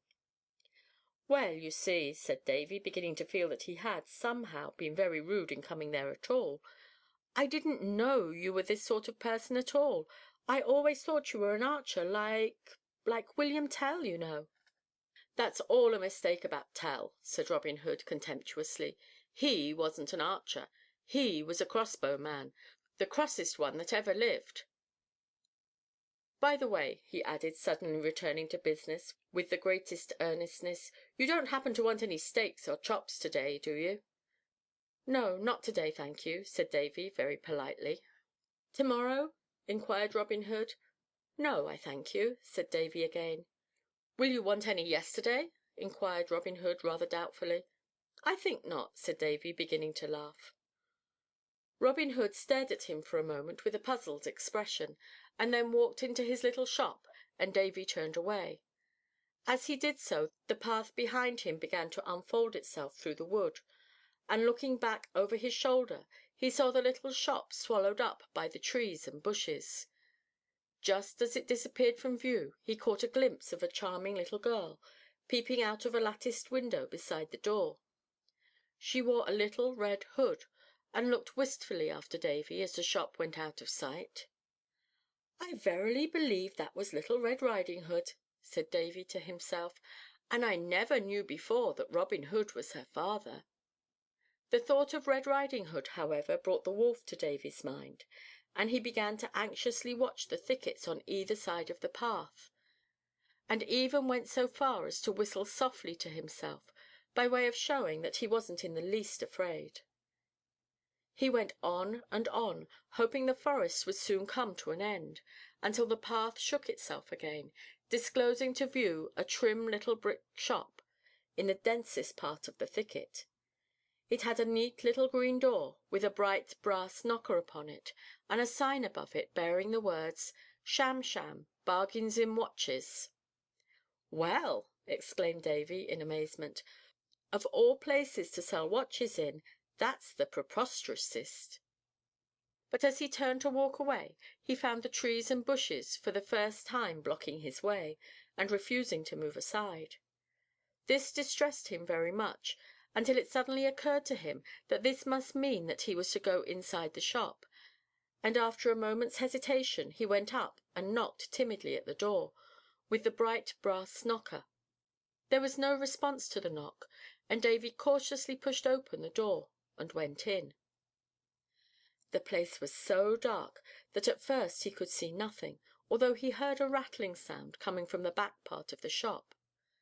But presently he discovered the figure of an old man busily mixing something in a large iron pot. As Davy approached him, he saw that the pot was full of watches, which the old man was stirring with a ladle. The old creature was very curiously dressed, in a suit of rusty green velvet, with little silver buttons sewed over it, and he wore a pair of enormous yellow leather boots. And Davy was quite alarmed at seeing that the broad leathern belt about his waist was stuck full of old-fashioned knives and pistols. Davy was about to retreat quickly from the shop, when the old man looked up and said, in a peevish voice, "How many watches do you want?" And Davy saw that he was a very shocking-looking person, with wild, staring eyes, and with a skin as dark as mahogany, as if he had been soaked in something for ever so long. "How many?" repeated the old man, impatiently. "If you please," said Davy, "I don't think I'll take any watches to-day. I'll call—" "Drat 'em!" interrupted the old man, angrily beating the watches with his ladle. "I'll never get rid of 'em, never!" "It seems to me—" began Davy, soothingly. "Of course it does," again interrupted the old man, as crossly as before. "Of course it does. That's because you won't listen to the why of it." "But I will listen," said Davy. "Then sit down on the floor and hold up your ears," said the old man. Davy did as he was told to do, so far as sitting on the floor was concerned, and the old man pulled a paper out of one of his boots, and glaring at Davy over the top of it, said angrily, "You're a pretty spectacle. I'm another. What does that make?" "A pair of spectacles, I suppose," said Davy. "Right," said the old man. "Here they are." And pulling an enormous pair of spectacles out of the other boot, he put them on, and began reading aloud from his paper. "My recollectest thoughts are those which I remember yet, and bearing on, as you'd suppose, the things I don't forget. But my resemblest thoughts are less alike than they should be, a state of things, as you'll confess, you very seldom see." "Clever, isn't it?" said the old man, peeping proudly over the top of the paper. "Yes, I think it is," said Davy, rather doubtfully. "Now comes the cream of the whole thing," said the old man. "Just listen to this. And yet the mostest thought I love is what no one believes." Here the old man hastily crammed the paper into his boot again, and stared solemnly at Davy. "What is it?" said Davy, after waiting a moment for him to complete the verse. The old man glanced suspiciously about the shop, and then added in a hoarse whisper, "that I'm the sole survivor of the famous 40 Thieves." "But I thought the 40 Thieves were all boiled to death," said Davy. "All but me," said the old man, decidedly. "I was in the last jar, and when they came to me the oil was off the boil, or the boil was off the oil, I forget which it was, but it ruined my digestion, and made me look like a gingerbread man. What larks we used to have!" he continued, rocking himself back and forth, and chuckling hoarsely. "Oh, we were a precious lot, we were. I'm Sham Sham, you know. Then there was Anamanamona Mike, he was an Irishman from Hullaboo, and Barcelona Bona, he was a Spanish chap, and boned everything he could lay his hands on. Strike's real name was Go Bang, but we called him Strike because he was always asking for more pay. Hairware was a poacher, and used to catch Welsh rabbits in a trap. We called him Hardware because he had so much steel about him. Good joke, wasn't it?" "Oh, very," said Davy, laughing. "Frownwhack was a scowling fellow with a club," continued Sham Sham. "My, how he could hit! And Harrico and Barrico were a couple of bad society islanders. Then there was Wee Wo, he was a little Chinese chap, and we used to send him down the chimneys to open front doors for us. He used to say that suited him to perfection. Whack—" At this moment an extraordinary commotion began among the watches. There was no doubt about it, the pot was boiling, and Sham Sham, angrily crying out, "Don't tell me a watch pot never boils!" sprang to his feet, and pulling a pair of pistols from his belt, began firing at the watches, which were now bubbling over the side of the pot and rolling about the floor, while Davy, who had had quite enough of Sham by this time, ran out of the door. To his great surprise, he found himself in a sort of underground passage, lighted by grated openings overhead. But as he could still hear Sham, who now seemed to be firing all his pistols at once, he did not hesitate, but ran along the passage at the top of his speed. Presently he came in sight of a figure hurrying toward him with a lighted candle, and, as it approached, he was perfectly astounded to see that it was Sham himself, dressed up in a neat calico frock and a dimity apron, like a housekeeper, and with a bunch of keys hanging at his girdle. The old man seemed to be greatly agitated, and hurriedly whispering, "We thought you were never coming, sir," led the way through the passage in great haste. Davy noticed that they were now in a sort of tunnel made of fine grass. The grass had a delightful fragrance, like new-mown hay, and was neatly wound around the tunnel, like the inside of a bird's nest. The next moment they came out into an open space in the forest, where, to Davy's amazement, the cockalorum was sitting bolt upright in an armchair, with his head wrapped up in a flannel. It seemed to be night, but the place was lighted up by a large chandelier that hung from the branches of a tree, and Davy saw that a number of odd-looking birds were roosting on the chandelier among the lights, gazing down upon the poor cockalorum with a melancholy interest. As Sham made his appearance, with Davy at his heels, there was a sudden commotion among the birds, and they all cried out together, "Here's the doctor!" But before Davy could reply, the hole-keeper suddenly made his appearance with his great book, and hurriedly turning over the leaves, said, pointing to Davy, "He isn't a doctor. His name is Glue-Pitch." At these words there arose a long wailing cry, the lights disappeared, and Davy found himself on a broad path in the forest, with the hole-keeper walking quietly beside him. End of Chapter 7.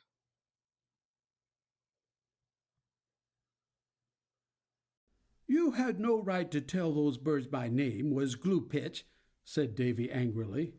"That's the second time you've got it wrong."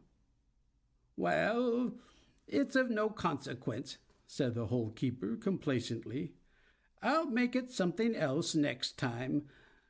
I suppose you know they've caught gobobbles." "I'm glad of it," said Davy heartily. "He's worse than the cockalorum 10 times over. What did they do with him?" "Cooked him," said the hole-keeper. "Roasted him, fried him, pickled him, and boiled him." "Gracious!" exclaimed Davy. "I shouldn't think he'd be good for much after all that." "He isn't," replied the hole-keeper calmly. "They're going to keep him to rub out pencil marks with." This was such a ridiculous idea that Davy threw back his head and laughed long and loud.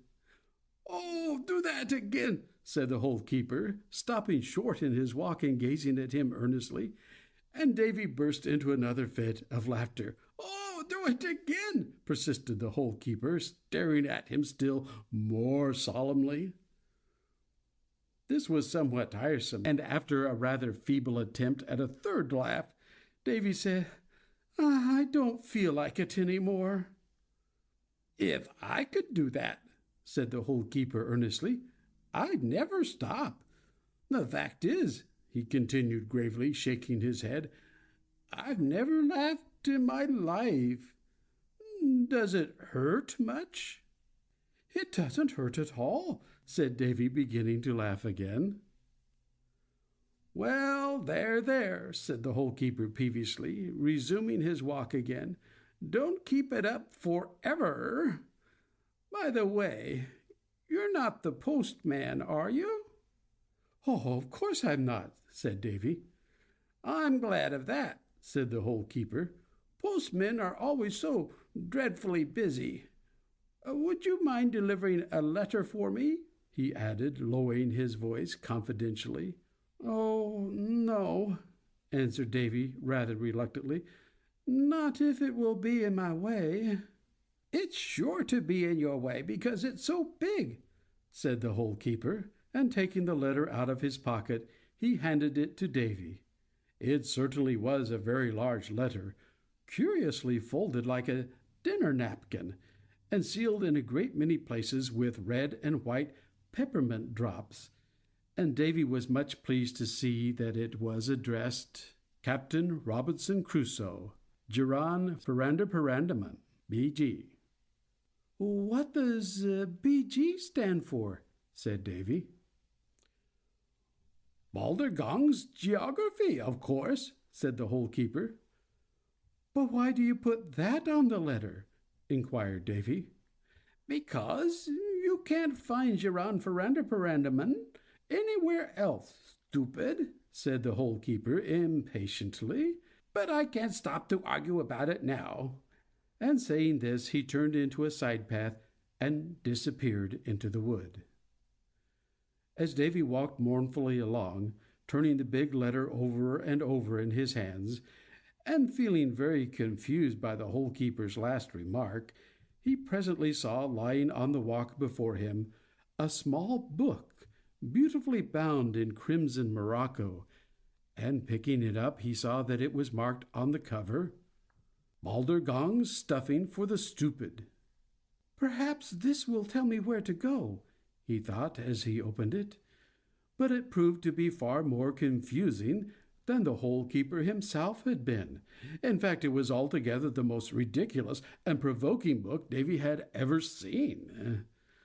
The first page was headed in large capital letters, "How to Frill Griddle Pigs," and it seemed to Davy that this ought to be something about cooking sausages, but all he found below the heading was, "Never frill 'em, snuggle 'em always," and this seemed so perfectly silly that he merely said, "Oh, bosh!" and turned impatiently to the next page. This, however, was no better. The heading was, "2 Ways of Frumpling Crumbles," and under this was, "1 way, frumple your crumbles with rumbles. The other way, frumple your crumbles, then add 2 grumbles of tumbles and stir rapidly." Davy read this over 2 or 3 times in the greatest perplexity, and then gave it up in despair. "It's nothing at all except a jumbly way of cooking something tumbly," he said to himself, and then turned sadly to the 3rd page. Alas, this was a great deal worse, being headed, "The Best Snub for Feasty Sprawls," and poor Davy began to feel as if he were taking leave of his senses. He was just about to throw the book down in disgust when it was suddenly snatched out of his hands, and turning hastily, he saw a savage glaring at him from the bushes. Now, Davy knew perfectly well, as all little boys should know, that when you meet a savage in the woods, you must get behind a tree as quickly as possible. But he did this in such haste that he found, to his dismay, that he and the savage had chosen the same tree, and in the next instant the savage was after him. The tree was a very large one, and Davy in his fright went around it a number of times, so rapidly that he presently caught sight of the back of the savage, and he was surprised to see that he was no bigger than a large monkey, and moreover that he was gorgeously dressed in a beautiful blue coat, with brass buttons on the tail of it, and pink striped trousers. He had hardly made this discovery when the savage vanished as mysteriously as he had appeared, and the next moment Davy came suddenly upon a high paling of logs that began at the tree and extended in a straight line far out into the forest. It was very puzzling to Davy when it occurred to him that, although he had been around the tree at least a dozen times, he had never seen this paling before, and a door that was in it also bothered him, for, though it was quite an ordinary-looking door, it had no knob nor latch, nor indeed any way of being opened that he could perceive. On one side of it, in the paling, was a row of bell-pulls marked Family, Police, Butcher, Baker, candlestick maker, and on the door itself was a large knocker marked postman. After examining all these, Davy decided that as he had a letter in charge, he was more of a postman than anything else, and he therefore raised the knocker and rapped loudly. Immediately all the bell pulls began flying in and out of their own accord, and a deafening clangor of bells behind the paling. And then the door swung slowly back upon its hinges. Davy walked through the door and found himself in the oddest-looking little country place that could possibly be imagined.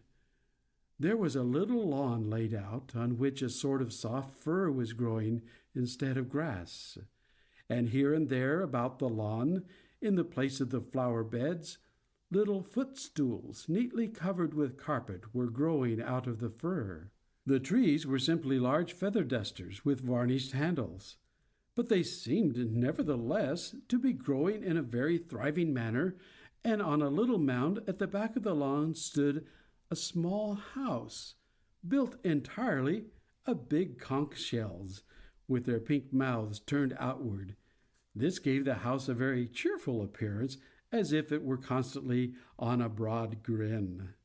To Davy's dismay, however, the savage was sitting in the shade of one of the dusters, complacently reading the little red book, and he was just wondering whether or not he would be able to get out of the place without being seen, when the little creature looked up at him with a tremendous smile on his face, and Davy saw to his astonishment that he was the Goblin, dressed up like an Ethiopian serenader.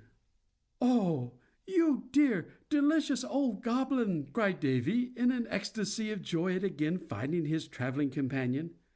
"And were you the savage that was chasing me just now?" The Goblin nodded his head, and exclaiming, "My, how you did cut and run!" rolled over and over, kicking his heels about in a delirium of enjoyment. "Goblin," said Davy gravely, "I think we could have just as good a time without any such doings as that." "I couldn't," said the Goblin, sitting up again and speaking very positively. "It's about all the fun I have." "Well, then," said Davy, "I wish you wouldn't be disappearing all the time. I think that is a very disagreeable habit." "Rubbish," said the Goblin with a chuckle. "That's only my way of getting a vacation." "Where did you go?" inquired Davy. But this proved to be a very unfortunate question, for the Goblin immediately began fading away in such an alarming manner that he would certainly have gone entirely out of sight if Davy had not caught him by the coat collar and pulled him into view again with a gentle shake. "Oh, I beg your pardon," said Davy, who was greatly alarmed by this narrow escape. "I really don't care to know about that. I only want to know what place this is." The Goblin stared about him in a dazed manner for a moment, then said, "Sinbad the sailor's house." "Really and truly?" said the delighted Davy. "Really and truly," said the Goblin. "And here he comes now." Davy looked around and saw an old man coming toward them across the lawn. He was dressed in a Turkish costume, and wore a large turban and red morocco slippers turned up at the toes like skates, and his white beard was so long that every fourth step he trod upon it and fell flat on his face. He took no notice whatever of either Davy or the Goblin, and after falling down a number of times, took his seat upon one of the little carpet footstools, and taking off his turban, began stirring about in it with a large wooden spoon. As he took off his turban, Davy saw that his head, which was perfectly bald, was neatly laid out in black and white squares, like a chessboard. "This here Turk is the most reckless old storyteller that ever was born," said the Goblin, pointing with his thumb over his shoulder at Sinbad. You can't believe half he tells you." "I'd like to hear one of his stories for all that," said Davy. "All right," said the Goblin promptly. "Just come along with me, and he'll give us a whopper." As they started off to join Sinbad, Davy was much surprised to see that the Goblin was much taller than he had been. In fact, he was now almost up to Davy's shoulder. "Why, I verily believe you've been growing," exclaimed Davy, staring at him in amazement. "I have," said the Goblin calmly, "but I only did it to fit these clothes. It's so much handier, you see, than having a suit made to order." "But suppose the clothes had been too small," argued Davy. "Then I'd have grown the other way," replied the Goblin with an immense smile. "It doesn't make a bit of difference to me which way I grow. Anything to be comfortable is my rule." And as he said this, they came to where Sinbad was sitting, busily stirring with his great spoon. As Davy and the Goblin sat down beside him, Sinbad hastily put on his turban, and after scowling at Davy for a moment, said to the Goblin, "It's no use telling him anything. He's as deaf as a trunk." "Then tell it to me," said the Goblin with great presence of mind. "All right," said Sinbad. "I'll give you a nautical one." Here he rose for a moment, hitched up his big trousers like a sailor, cocked his turban on one side of his head, and sitting down again, began. "A capital ship for an ocean trip was the Walloping Window Blind. No gale that blew dismayed her crew or troubled the captain's mind. The man at the wheel was taught to feel contempt for the wildest blow, and it often appeared when the weather had cleared that he'd been in his bunk below. The boatswain's mate was very sedate, yet fond of amusement too, and he played hopscotch with the starboard watch, while the captain tickled the crew." Here Sinbad stopped and gazed solemnly at Davy and the Goblin. "If you please, sir," said Davy respectfully, "what is gummery bread?" "It's a bread stuffed with molasses," said Sinbad, "but I never saw it anywhere except aboard the Prodigal Pig." "But," Davy said in great surprise, "you said the name of your ship was—" "So I did, and so it was," interrupted Sinbad testily. "The name of a ship sticks to it like wax to a wig. You can't change it." "Who gave it that name?" said the Goblin. "What name?" said Sinbad, looking very much astonished. "Why, the cantering soup tureen," said the Goblin, winking at Davy. "Oh, that name," said Sinbad. "That was given to her by Alamaguzalem of Popjaw. But speaking of soup tureens, let's go and have some pie." And rising to his feet, he gave one hand to Davy and the other to the Goblin, and they all walked off in a row toward the little shell house. This, however, proved to be a very troublesome arrangement, for Sinbad was constantly stepping on his long beard and falling down, and as he kept a firm hold on his companion's hands, they all went down in a heap together a great many times. At last Sinbad's turban fell off, and as he sat up on the grass and began stirring in it again with his wooden spoon, Davy saw that it was full of broken chessmen. "It's a great improvement, isn't it?" said Sinbad. "What is?" said Davy, very much puzzled. "Why, this way of playing the game," said Sinbad, looking up at him complacently. "You see, you make all the moves at once." "It must be a very easy way," said Davy. "It's nothing of the sort," said Sinbad sharply. "There are more moves in one of my games than in 20 ordinary games." And here he stirred up the chessmen furiously for a moment, and then triumphantly calling out, Jack clapped the turban on his head.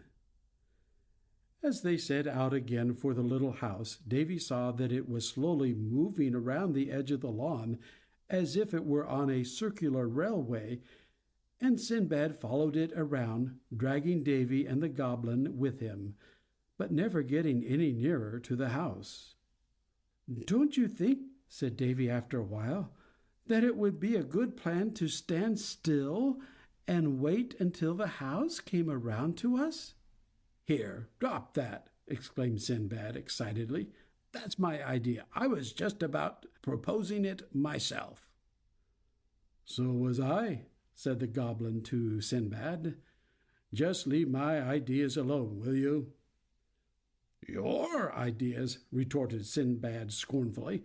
"I don't know you'd brought any with you." "I had to," replied the goblin with great contempt. "Otherwise there wouldn't have been any on the premises." "Oh, come, I say," cried Sinbad. "That's my sneer, you know. Don't go to putting the point of it the wrong way." "Take it back if it's the only one you have," retorted the goblin, with another wink at Davy. "Thank you, I believe I will," replied Sinbad meekly. And as the little house came along just then, they all stepped in at the door as it went by. As they did so, to Davy's amazement, Sinbad and the goblin quietly vanished, and Davy, instead of being inside the house, found himself standing in a dusty road, quite alone. End of chapter 8. Sinbad the Sailor's House.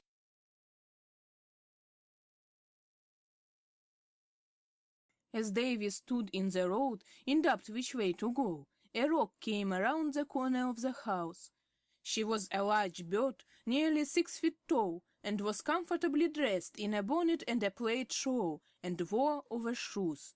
About her neck was hung a covered basket and a door key, and Davy at once concluded that she was Sinbad's housekeeper.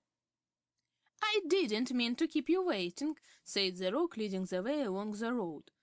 "But I declare that, what with combining that lawn every morning with a fine-tooth comb, and brushing those shelves every evening with a fine-tooth brush, I don't get time for anything else, let alone feeding the animals." "What animals?" said Davy, beginning to be interested. "Why, his, of course," said the roc, rating on her harsh voice. "There is an emphasis and 2 periodicals, and a spotted disaster, all crawling and creeping and screeching." Here Davy, unable to control himself, burst into a fit of laughter, in which the roc joined heartily, rolling her head from side to side and repeating, "Oh, crawling and creeping and screeching," over and over again, as if that were the cream of the joke. Suddenly she stopped laughing and said in a low voice, "You don't happen to have a beefsteak about you, do you?" Davy confessed that he had not, and the roc continued, "Then I must go back. Just hold my basket like a good child." Here there was a scuffling sound in the basket, and the roc rapped on the cover with her hard beak and cried, "Hush!" "What's in it?" said Davy, cautiously taking the basket. "Leftovers for meddlers," said the roc, and hurrying back along the road was soon out of sight. "I wonder what they are like," said Davy to himself, getting down upon his hands and knees and listening curiously with his ear against the cover of the basket. The scuffling sound continued, mingled with little sneezes and squeaking sobs, as if some very small kittens had bad colds and were crying about it. "I think I'll take a peep," said Davy, looking cautiously about him. There was no one in sight, and he carefully raised the cover a little way and tried to look in. The scuffling sound and the sobs ceased, and the next instant the cover flew off the basket and out poured a swarm of little brown creatures like snuff-boxes with legs. As they scampered off in all directions, Davy made a frantic grab at one of them, when it instantly turned over on its back and blew a puff of smoke into his face, and he rolled over in the road almost stifled. When he was able to sit up again and look about him, the empty basket was lying on its side near him, and not a layover was to be seen. At that moment the Roc came in sight, hurrying along the road with her shawl and her bonnet strings fluttering behind her. And Davy, clapping the cover on the basket, took to his heels and ran for dear life. End of chapter 9. Layovers for Meddlers.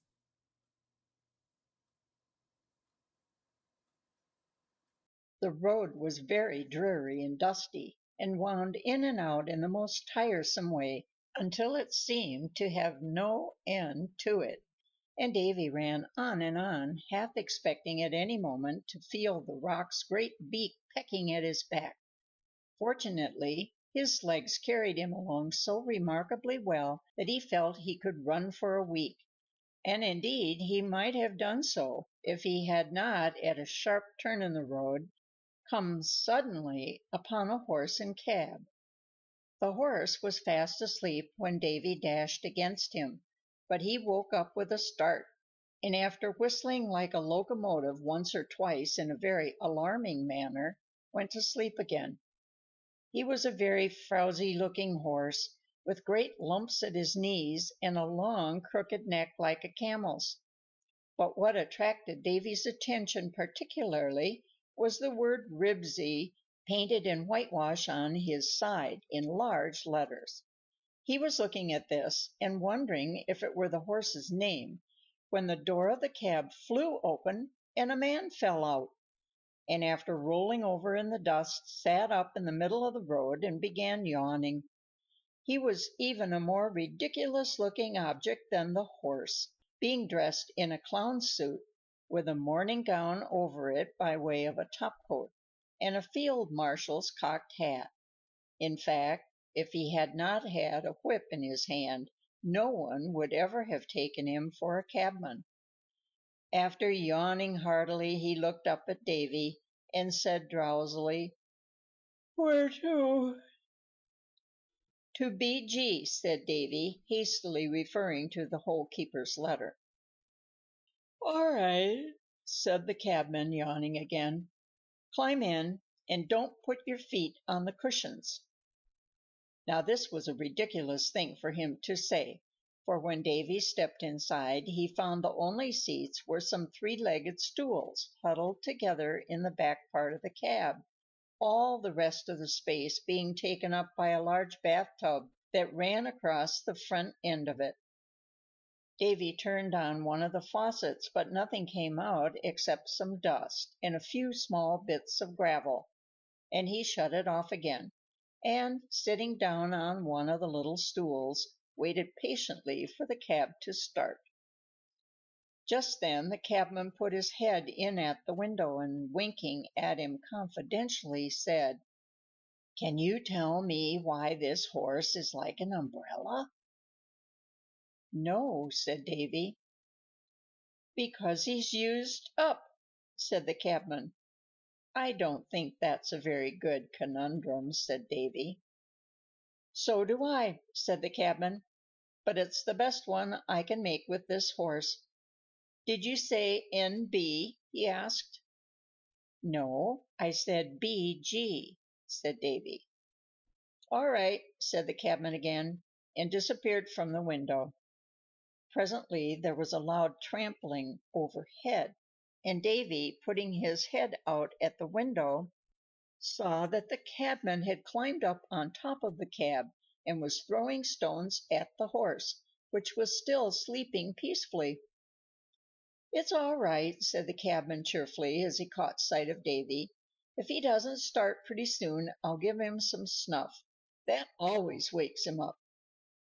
"Oh, don't do that," said Davy, anxiously. "I'd rather get out and walk." "Well, I wish you would," said the cabman, in a tone of great relief. "This is a very valuable stand, and I don't care to lose my place on it." And Davy accordingly jumped out of the cab and walked away. Presently there was a clattering of hoofs behind him, and Ribsy came galloping along the road, with nothing on him but his collar. He was holding his big head high in the air, like a giraffe, and gazing proudly about him as he ran. He stopped short when he saw the little boy, and giving a triumphant whistle, said cheerfully, "How are you again?" It seemed rather strange to be spoken to by a cab horse, but Davy answered that he was feeling quite well. "So am I," said Ribsy. "The fact is that when it comes to beating a horse about the head with a three-legged stool, if that horse is going to leave at all, it's time he was off." "I should think it was," said Davy earnestly. "You'll observe, of course, that I've kept on my shoes and my collar," said Ribsy. "It isn't genteel to go barefoot, and nothing makes a fellow look so untidy as going about without a collar. The truth is," he continued, sitting down in the road on his hind legs, "the truth is, I'm not an ordinary horse, by any means. I have a history, and I've arranged it in a popular form, in 6 cantos, he added hastily, correcting himself. "I'd like to hear it, if you please," said Davy politely. "Well, I'm a little hoarse," began Ribsy. "I think you're a very big horse," said Davy in great surprise. "I'm referring to my voice," said Ribsy haughtily. "Be good enough not to interrupt me again." And giving 2 or 3 preliminary whistles to clear his throat, he began. "It's very confining, this living in stables, and passing one's time among wagons and carts. I much prefer dining at gentlemen's tables, and living on turkeys and cranberry tarts. I find with surprise that I'm constantly sneezing. I'm stiff in the legs, and I'm often for sale. And the bluebottle flies, with their tiresome teasing, are quite out of reach of my weary old tail." "By the way," said Ribsy, getting up and turning himself around, "what does my tail look like?" "I think," said Davy, after a careful inspection, "I think it looks something like an old paintbrush." "So I supposed," said Ribsy gloomily, and sitting down again, he went on with his history. "As spry as a kid and as trim as a spider was I in the days of the turnip top hunt, when I used to get rid of the weight of my rider and canter contentedly in at the front. I never was told that this jocular feature of mine was a trick reprehensibly rude, and yet I was sold, like a commonplace creature, to work in a circus for lodgings and food." "I suppose you have never been a circus horse?" asked Ribsy, stopping short in his verses again and gazing inquiringly at Davy. "Never," said Davy. "Then you don't know anything about it," said Ribsy. "Here we go again. Pray why, if you please, should a capable charger perform on a ladder and prance in a show? And why should his knees be made thicker and larger by teaching him tricks that he'd rather not know? Oh, why should a horse for society fitted be doomed to employment so utterly bad? And why should a coarse-looking man be permitted to dance on his back on a top-heavy pad?" Here Ribsy paused once more, and Davy, feeling that he ought to make some sort of an answer to such a lot of questions, said helplessly, "I don't know." "No more do I," said Ribsy, tossing his head scornfully. "It made me a wreck, with no hope of improvement. Too feeble to race with an indolent crab, I'm wry in the neck, with a rickety movement particularly suited for drawing a cab. They pinch me with straps, and they bruise me with buckles. They drive me too rapidly over the stones, a reason, perhaps, why a number of knuckles have lately appeared on my prominent bones." "I see them!" cried Davy eagerly. "I thought they were corns." "Thank you," said Ribsy haughtily. as the next verse is the last. You needn't trouble yourself to make any further observations. I dream of a spot which I used to roam over in infancy's days with a frolicsome skip, content with my lot, which was planted with clover, and never annoyed by the crack of a whip. But I think my remarks will determine the question of why I am bony and thin as a rail. I'm off for some larks to improve my digestion and point the stern moral conveyed by my tale. Here Ribsy got upon his legs again, and after a refreshing fillip with his heels, cantered off along the road, whistling as he went. 2 large bluebottle flies were on his back, and his tail was flying around with an angry whisk like a pinwheel. But as he disappeared in the distance, the flies were still sitting calmly on the ridge of his spine, apparently enjoying the scenery. Davy was about to start out again on his journey when he heard a voice shouting, "Hi, hi!" and looking back, he saw the poor cabman coming along the road on a brisk trot, dragging his cab after him. He had on Ribsy's harness and seemed to be in a state of tremendous excitement. As he came up with Davy, the door of the cab flew open again, and the 3-legged stools came tumbling out, followed by a dense cloud of dust. Get in!" shouted the cabman excitedly. "Never mind the dust. I've turned it on to make believe we're going tremendously fast." Davy hastily scrambled in, and the cabman started off again. The dust was pouring out of both faucets, and a heavy shower of gravel was rattling into the bathtub. And to make matters worse, the cabman was now going along at such an astonishing speed that the cab rocked violently from side to side like a boat in a stormy sea. Davy made a frantic attempt to shut off the dust, but it seemed to come faster and faster until he was almost choked, and by this time the gravel had become as large as cherry stones and was flying around in the cab and rattling about his ears like a little hailstorm. Now all this was a great deal more than Davy had bargained for, and it was so very unpleasant that he presently sat down on the floor of the cab in the hope of getting a little out of the way of the flying gravel. As he did this, the rocking motion became less violent and then ceased altogether, as though the cabman had suddenly come to a stop.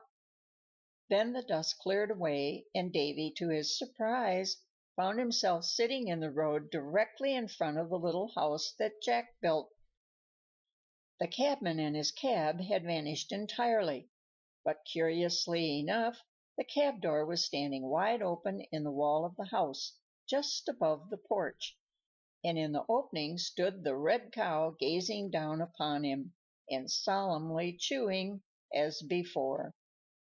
The house had such a familiar look to him that Davy felt quite at home, and moreover the cow seemed quite like an old acquaintance compared with the other creatures he had met, and he was just about to begin a friendly conversation with her when she suddenly stopped chewing and said, "How did you get here?" "I came in a cab," said Davy. "We came along just behind the horse." "People in cabs usually do," said the cow. "Leastwise, I never heard of 'em being ahead of him." "But this horse was running away, you know," said Davy. "Where was the cabman?" said the cow suspiciously. "He was drawing the cab," said Davy. "What!" exclaimed the cow. "While the horse was running away? Oh, come, I say." "He was, truly," said Davy, laughing. "You never saw anything half so ridiculous." "I certainly never did, that I can remember," said the cow. "But then, you see, I haven't always been a cow." "Really?" said Davy. "Really," said the cow, very solemnly. "The fact is, I've been changed." "And what did you use to be?" said Davy, who was now fully prepared for something marvelous. "A calf," said the cow, with a curious rumbling chuckle. "I don't think that's a very good joke," said the disappointed little boy. "It's a deal funnier than your cab story," said the cow. "And what's more, it's true. Good afternoon." And with this the cow disappeared from the opening, and the cab door shut to with a loud bang. Davy sat still for a moment, hoping that Mother Hubbard, or perhaps the dog, or even the cat would appear, so that he might explain his story about the cab. None of them came, but meanwhile a very extraordinary thing happened, for the house itself began to go. First the chimneys sank down through the roof, as if they were being lowered into the cellar. Then the roof itself, with its gables and dormer windows, softly folded itself flat down upon the top of the house, out of sight. Then the cab door and the latticed windows fluttered gently for a moment, as if rather uncertain how to dispose of themselves, and finally faded away, one by one, as if they had been soaked into the bricks. Then the porch gravely took itself to pieces and carried itself, so to speak, carefully in through the front door. And finally the front door went in itself, and nothing was left of the house that Jack built but a high brick wall, with the climbing roses running all over it like a beautiful pink vine.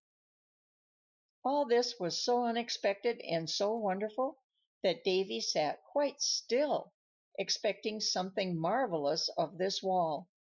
But it proved to be a very matter-of-fact affair, with no intention whatever of doing anything or going anywhere. And after watching it attentively for a few moments, Davy got up and resumed his journey along the road. End of chapter 10. Recording by Mary. "This is a very sloppy road," said Davy to himself, as he walked away from the beanstalk farm, and it was indeed a very sloppy road. The dust had quite disappeared, and the sloppiness soon changed to such a degree of wetness that Davy presently found himself in water up to his ankles. He turned to go back, and saw to his alarm that the land in every direction seemed to be miles away, and the depth of the water increased so rapidly that before he could make up his mind what to do, it had risen to his shoulders, and he was carried off his feet and found himself apparently drifting out to sea. The water, however, was warm and pleasant, and he discovered that instead of sinking, he was floated gently along, slowly turning in the water like a float on a fishing line. This was very agreeable, but he was, nevertheless, greatly relieved when a boat came in sight sailing toward him. As it came near, it proved to be the clock, with a sail hoisted, and the Goblin sitting complacently in the stern. "How d'ye do, Goodsby?" said Davy. "Prime," said the Goblin, enthusiastically. "Well, stop the clock," said Davy. "I want to get aboard." "I haven't any board," said the Goblin, in great surprise. "I mean, I want to get into the clock," said Davy, laughing. "I don't think you're much of a sailor." "I'm not," said the Goblin, as Davy climbed in. "I've been sailing one way for ever so long because I don't know how to turn around. But there's a landing place just ahead." Davy looked over his shoulder and found that they were rapidly approaching a little wooden pier, standing about a foot out of the water. Beyond it stretched a broad expanse of sandy beach. "What place is it?" said Davy. "It's called Hickory Dickory Dock," said the Goblin.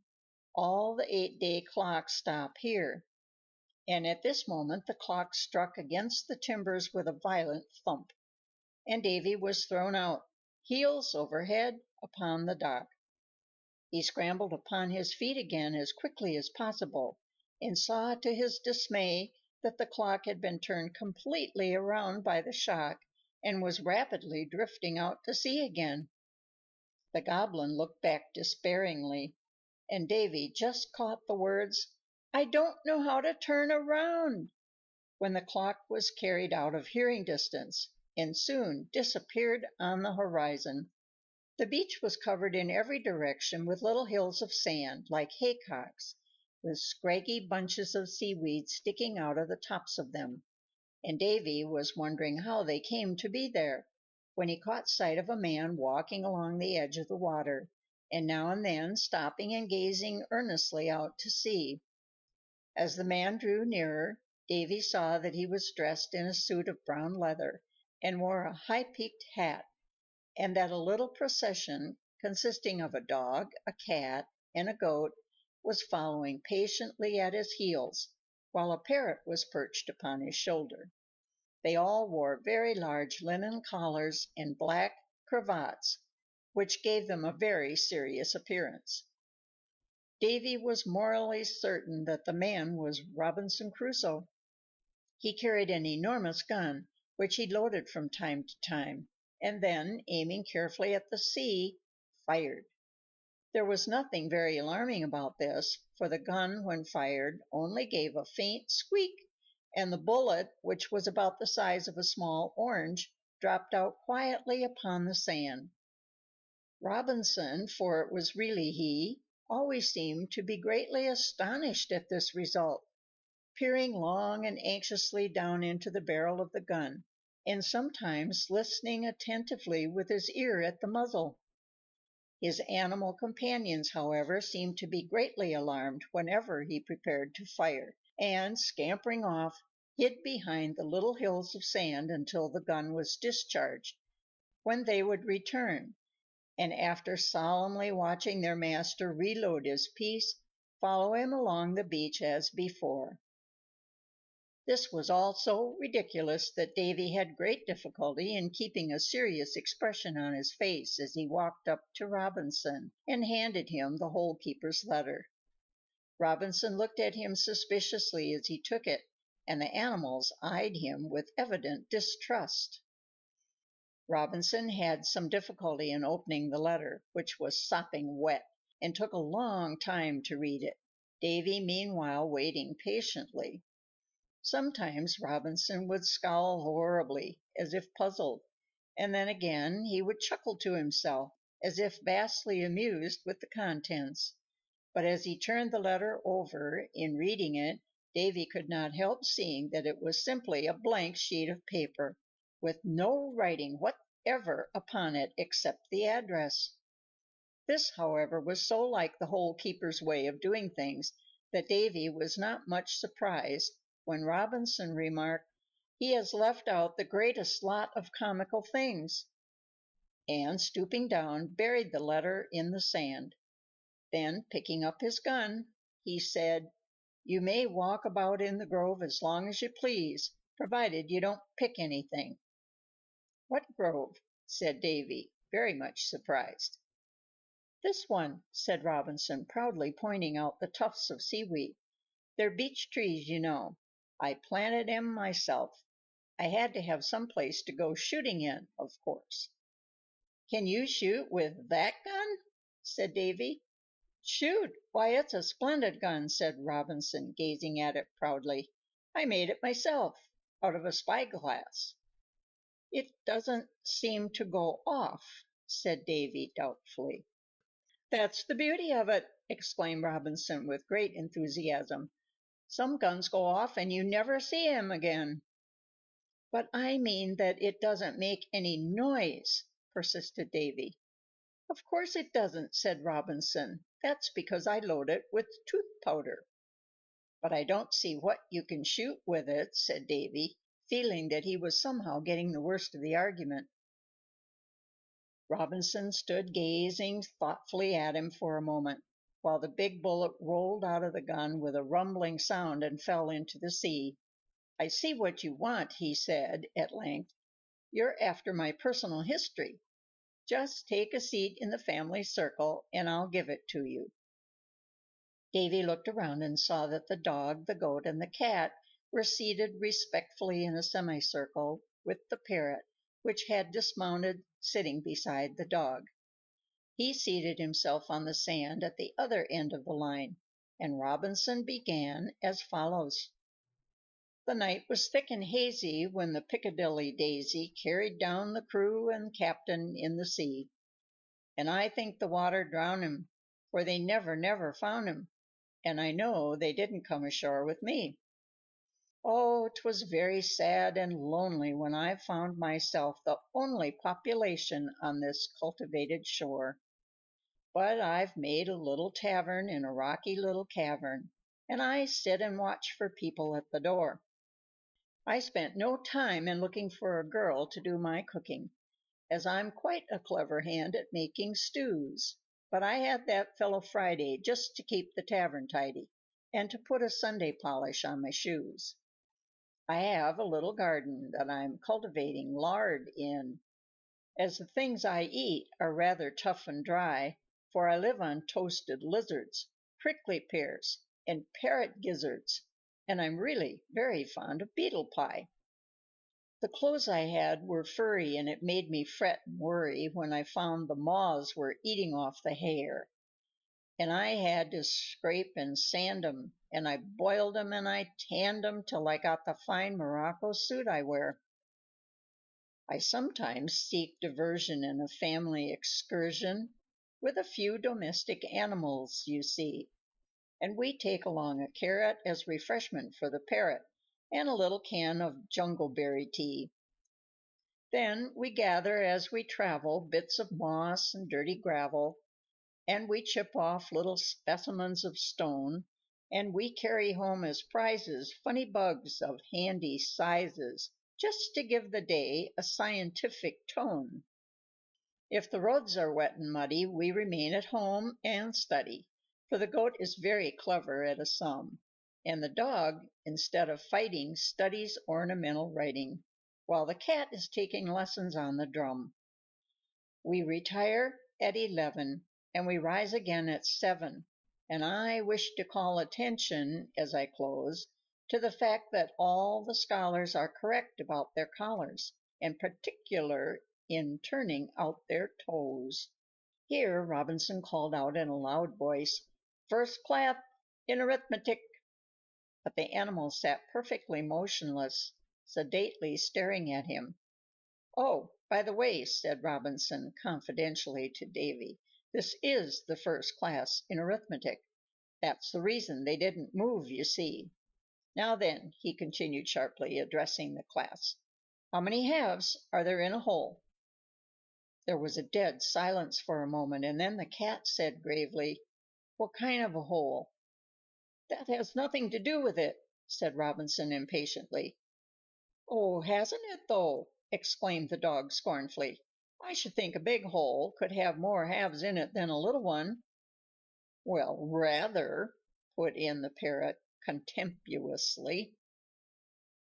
Here the goat, who apparently had been carefully thinking the matter over, said in a low, quavering voice, "Must all the halves be of the same size?" "Certainly not," said Robinson promptly, and then nudging Davy with his elbow, he whispered, "He's bringing his mind to bear on it. He's prodigious when he gets started." "Who taught him arithmetic?" said Davy, who was beginning to think Robinson didn't know much about it himself. "Well, the fact is," said Robinson confidentially, "he picked it up from an old adder that he met in the woods." Here the goat, who evidently was not quite yet started, inquired, "Must all the halves be of the same shape?" "Not at all," said Robinson cheerfully. "Have 'em any shape you like." "Then I give up," said the goat. "So do I," said the dog. "And I," said the cat. "Me too," said the parrot. "Well," exclaimed Davy, quite out of patience, "you are certainly the stupidest lot of creatures I ever saw." At this the animals stared mournfully at him for a moment. and then rose up and walked gravely away. "Now you've spoiled the exercises," said Robinson, peevishly.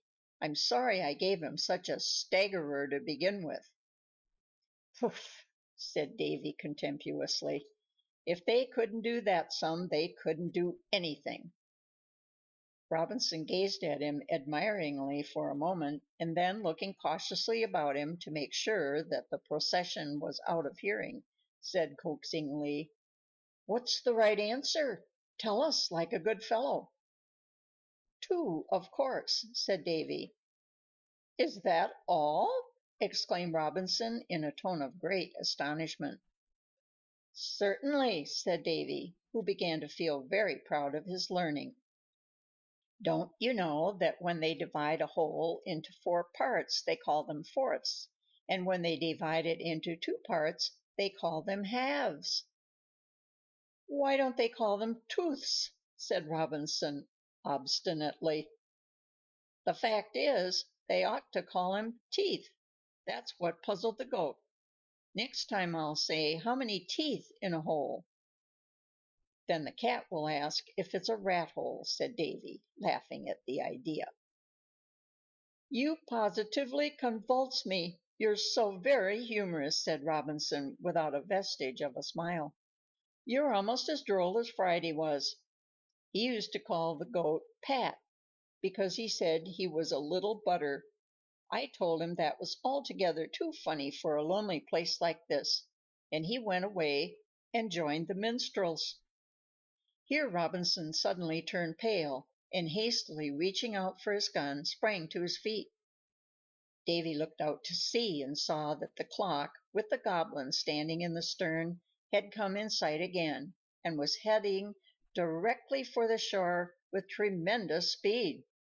The poor Goblin, who had turned sea green in color, was frantically waving his hands to and fro, as if motioning for the beach to get out of the way, and Davy watched his approach with the greatest anxiety. Meanwhile the animals had mounted on 4 sandhills and were solemnly looking on, while Robinson, who seemed to have run out of tooth powder, was hurriedly loading his gun with sand. The next moment the clock struck the beach with great force, and turning completely over on the sand, buried the Goblin beneath it. Robinson was just making a convulsive effort to fire off his gun when the clock began striking loudly, and he and the animals fled in all directions in the wildest dismay. End of chapter 11. Recording by Mary. And, pulling open the little door in the front of it, looked inside. To his great disappointment, the Goblin had again disappeared, and there was a smooth round hole running down into the sand, as though he had gone directly through the beach. He was listening at this hole in the hope of hearing from the Goblin, when a voice said, "I suppose that's what they call going into the interior of the country." And, looking up, he saw the Hole keeper sitting on a little mound in the sand, with his great book in his lap. The little man had evidently been having a hard time since Davy had seen him. His complexion had quite lost its beautiful transparency, and his jaunty little paper tunic was sadly rumpled, and, moreover, he had lost his cocked hat. All this, however, had not at all disturbed his complacent conceit. He was, if anything, more pompous than ever. "How did you get here?" asked Davy, in astonishment. "I'm banished," said the Hole keeper, cheerfully. "That's better than being boiled, any day. Did you give Robinson my letter?" "Yes, I did," said Davy, as they walked along the beach together, "but I got it very wet coming here." "That was quite right," said the Hole keeper. "There's nothing so tiresome as a dry letter. Well, I suppose Robinson is expecting me by this time, isn't he?" "I don't know, I'm sure," said Davy. "He didn't say that he was expecting you." "He must be," said the Hole keeper, positively.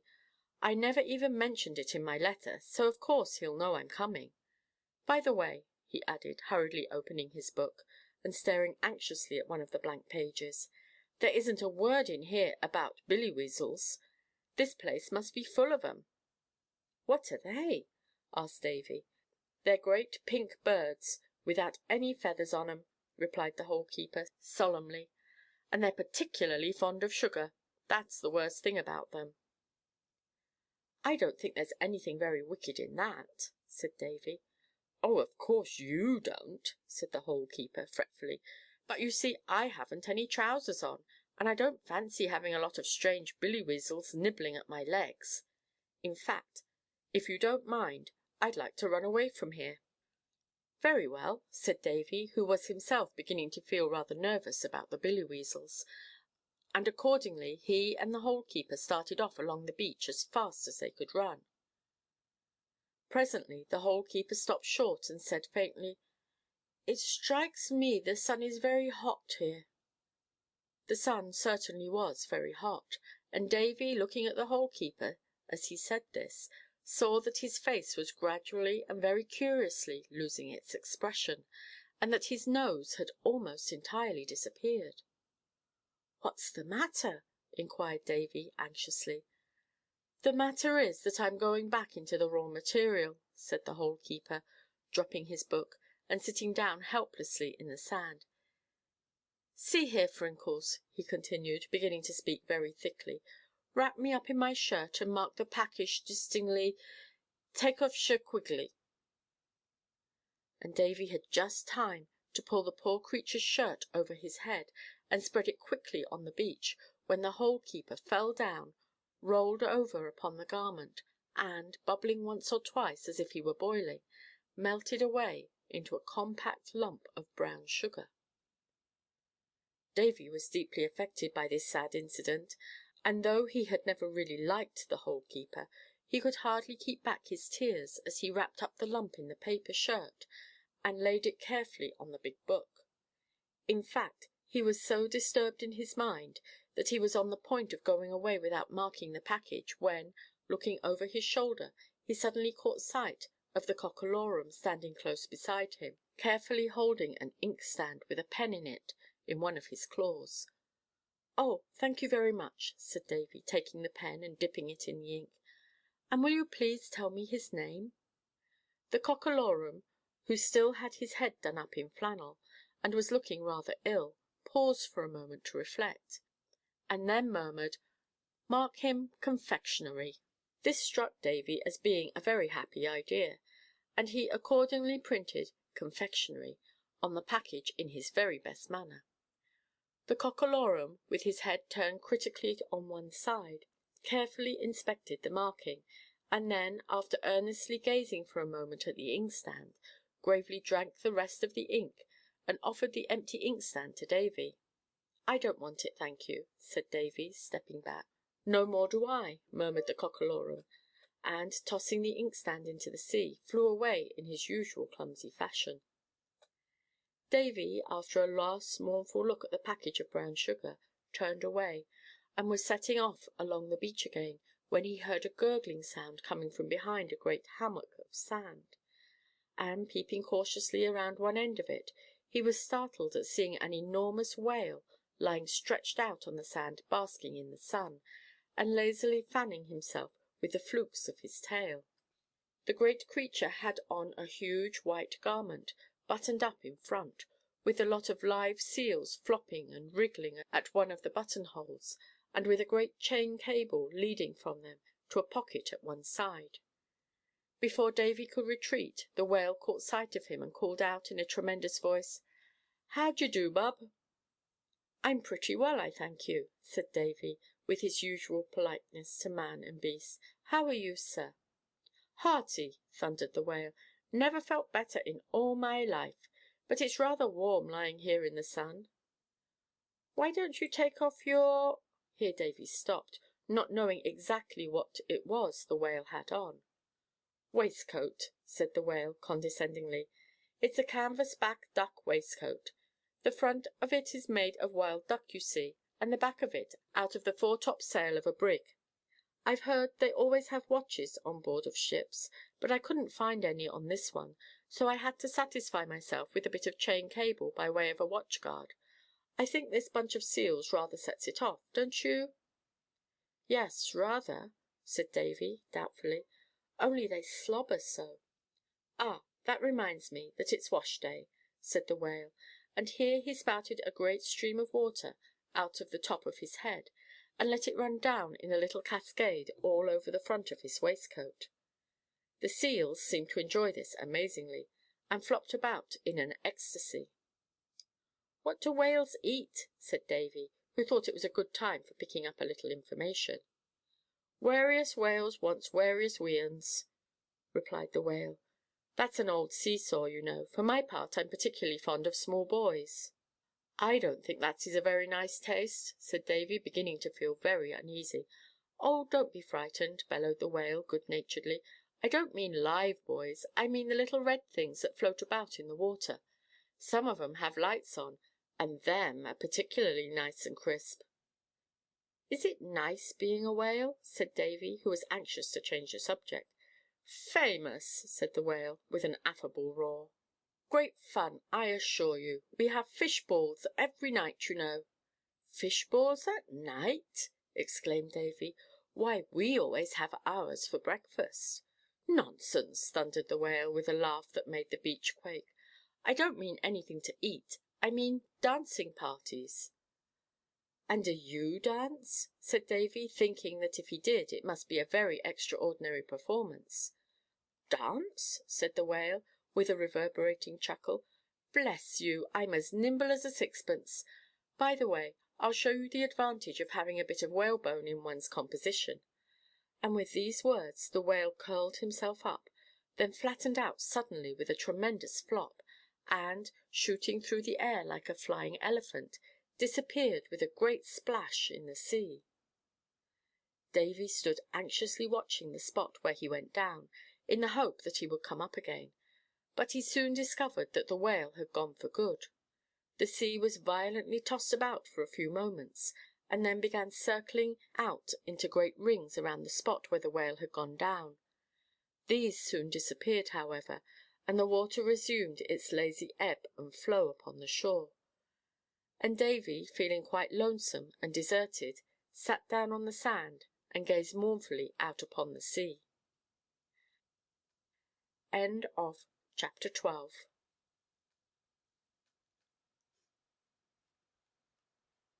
Chapter 13. The Talking Waves and the Old Sea Dog.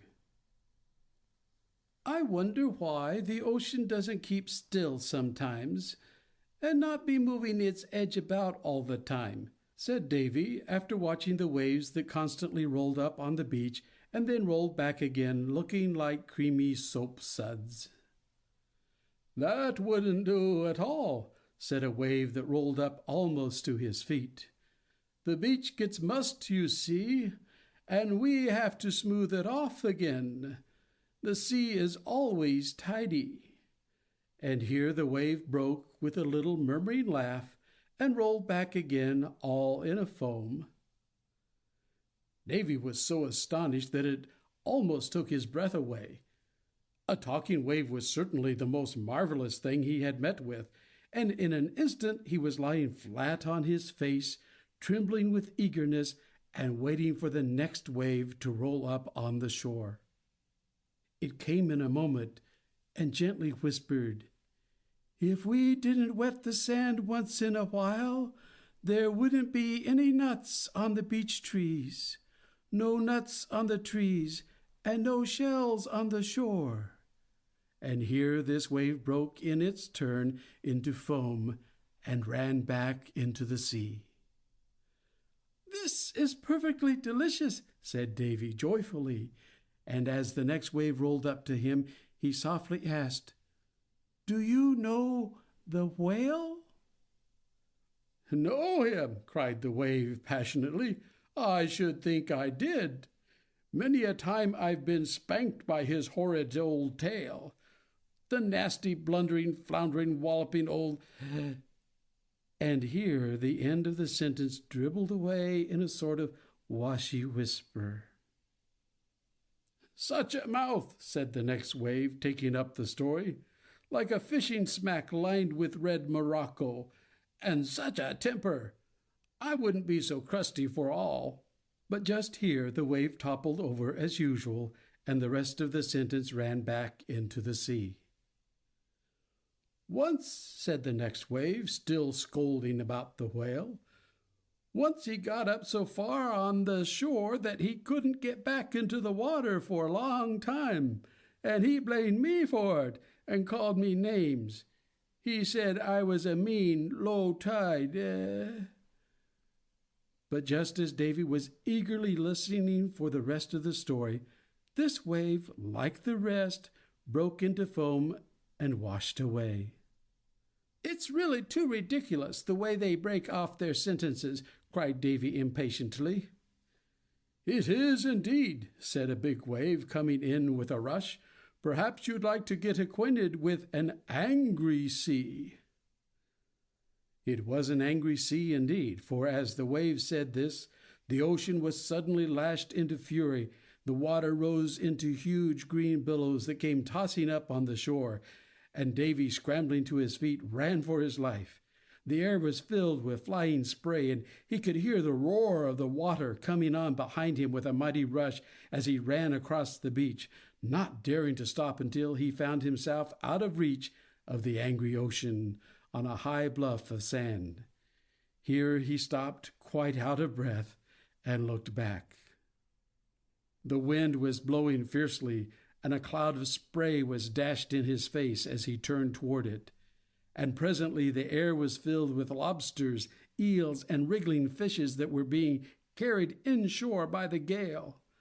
Suddenly, to Davy's astonishment, a dog came sailing along. He was being helplessly blown about among the lobsters, uneasily jerking his tail from side to side to keep it out of reach of their great claws, and giving short, nervous barks from time to time as though he were firing signal guns of distress. In fact, he seemed to be having such a hard time of it that Davy caught him by the ear as he was going by and landed him in safety on the beach. He proved to be a very shaggy, battered-looking animal, in an old pea-jacket with a weather-beaten tarpaulin hat jammed on the side of his head, and a patch over one eye. Altogether, he was the most extraordinary-looking animal that could be imagined, and Davy stood staring at him and wondering what sort of dog he was. "Are you a pointer?" he said at last, by way of opening conversation. "Not I," said the dog sulkily. "It's rude to point. I'm an old sea-dog come ashore in a gale." Here he stared doubtfully at Davy for a moment, and then said in a husky voice, "What's the difference between a dog-watch and a watchdog? It's a conundrum." "I don't know," said Davy, who would have laughed if he had not been a little afraid of the dog. "A dog-watch keeps a watching on a bark," said the old sea-dog, "and a watchdog keeps a barking on a watch." Here he winked at Davy and said, "What's your name?" as if he had just mentioned his own. "Davy," began the little boy, but before he could say another word, the old sea-dog growled, "Right you are," and handing him a folded paper, trotted gravely away, swaggering as he went like a seafaring man. The paper was addressed to Davy Jones, and was headed inside Binnacle Bob, his verses, and below these words Davy found the following story. To inactivity inclined was Captain Parker's pitch's mind. In point of fact, was fitted for a sedentary life ashore. His disposition, so to speak, was nautically soft and weak. He feared the rolling ocean, and he very much preferred the land. A stronger-minded man by far was gallant Captain Thompson Tar. And, what was very wrong, I think, he marked himself with India ink. Says Captain Pitch, "The ocean swell makes me exceedingly unwell. And Captain Tar, before we start, pray join me in a friendly tart. And shall I go and take and hide the sneaking trick that Parker tried? Oh, no, I very much prefer to state his actions as they were." With marmalade he first began to tempt that bluff seafaring man, then fed him all afternoon with custard in a tablespoon. He cried for cakes and lollipops, he played with dolls and humming tops, he even ceased to roar, "I'm blowed," and shook a rattle, laughed and crowed.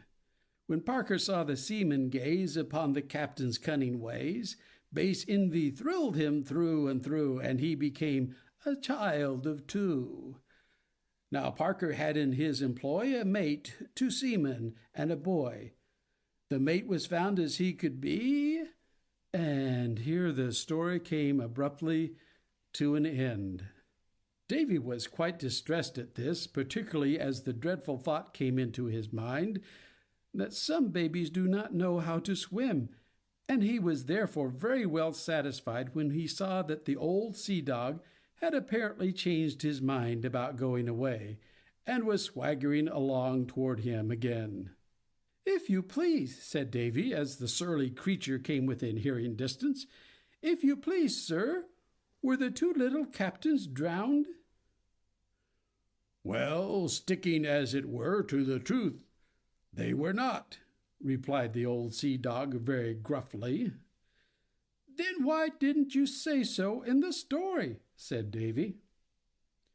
Now this was pretty bold of him, for old sea-dogs don't much like to have fault found with their verses, and this particular old sea-dog evidently did not like it at all, for after staring at Davy for a moment, he began walking slowly around him in such a threatening manner that Davy, thinking that perhaps he meant to jump on him from behind, began also turning so as to keep his face always toward the dog.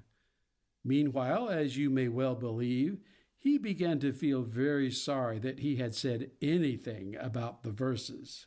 Presently the old sea-dog broke into a clumsy canter, like a weary old circus horse, and as he went heavily around the circle he began to explain about the story. "You see, there's more of it," said he, wheezing dreadfully as he galloped. "But then I haven't had the time to put the rest of it in rhyme. It's all about old Thompson's crew as stayed aboard the Soaking Sioux, and saw the skippers floating by and hauled 'em out and got 'em dry. And when the little creatures cried, they gave 'em something warm inside, and being as they had no bed, they stowed 'em in a bunk instead." But just at this moment the old sea-dog, who had been constantly increasing his speed, disappeared in a most extraordinary manner in a whirling cloud of sand, and Davy, who was by this time spinning around like a teetotum, discovered that he himself was rapidly boring his way, like a big screw, down into the beach. This was, of course, a very alarming state of things, but before Davy could make an effort to free himself, the whirling cloud of sand burst upon him with a loud roaring sound like the sea, and he felt himself going directly down through the beach, with the sand pouring in upon him as if he had been inside a huge hourglass. He had just time to notice that instead of scraping him, the sand had a delightful, ticklesome feeling about it when he went completely through the beach and landed with a gentle thump flat on his back with tall grass waving about him. End of chapter 13.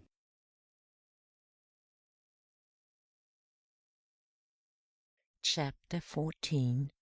The End of the Believing Voyage. When Davy sat up and looked around him, he found himself in a beautiful meadow, with the sun shining brightly on the grass and the wildflowers. The air was filled with dainty-colored insects, darting about in the warm sunshine and chirping cheerily as they flew, and at a little distance the Goblin was sitting on the grass, attentively examining a great struggling creature that he was holding down by its wings. "I suppose," said the Goblin, as if Davy's sudden appearance was the most ordinary thing in the world, I suppose that this is about the funniest bug that flies. What is it? Said Davy, cautiously edging away. It's a cricket bat, said the goblin, rapping familiarly with his knuckles on its hard shell. His body is like a bootjack, and his wings are like a pair of umbrellas. But you know, a cricket bat is something to play with, said Davy, surprised at the goblin's ignorance. Well, you may play with it if you like. I don't want to, said the goblin, carelessly tossing the great creature over to Davy and walking away. The cricket bat made a swoop at Davy, knocking him over like a feather, and then, with a loud snort, flew away across the meadow. It dashed here and there at flying things of every kind, and turning on its side, knocked them one after another quite out of sight, until, to Davy's delight, the cockalorum came into view, flying across the meadow in his usual blundering fashion. At sight of him the cricket bat gave another triumphant snort, and with a wild plunge at the great creature, knocked him floundering into the tall grass, and with a loud whirring sound disappeared in a distant wood. Davy ran to the spot where the cockalorum had fallen, and found him sitting helplessly in the grass, looking dreadfully rumpled and staring about confusedly, as if wondering what had happened to him. As Davy came running up, he murmured in a reproachful way, "Oh, it is you, is it? Well, then, I don't want any more of it." "Upon my word, I didn't do it," cried Davy, trying to keep from laughing. "It was the cricket bat." "And what did he want?" murmured the cockalorum, very sadly. "Oh, he was only having a game of cricket with you," said Davy, soothingly. "You wear the ball, you know." The cockalorum pondered over this for a moment, and then murmuring, "I prefer croquet," floundered away through the waving grass. Davy, who for once felt sorry for the ridiculous old creature, was just setting off after him, when a voice cried, "Come on, come on!" and Davy, looking across the meadow, saw the goblin beckoning vigorously to him, apparently in great excitement. "What's the matter?" cried Davy, pushing his way through the thick grass. Oh my!" shrieked the goblin, who was almost bursting with laughter. "Here's that literary hack again." Davy peered through a clump of bushes and discovered a large red animal with white spots on its sides, clumsily rummaging about in the tall grass and weeds. Its appearance was so formidable that he was just about whispering to the goblin, "Let's run," when the monster raised its head, and, after gazing about for an instant, gave a loud triumphant whistle. "Why, it's Ribsy!" cried Davy, running forward. "It's Ribsy, only he has grown enormously fat."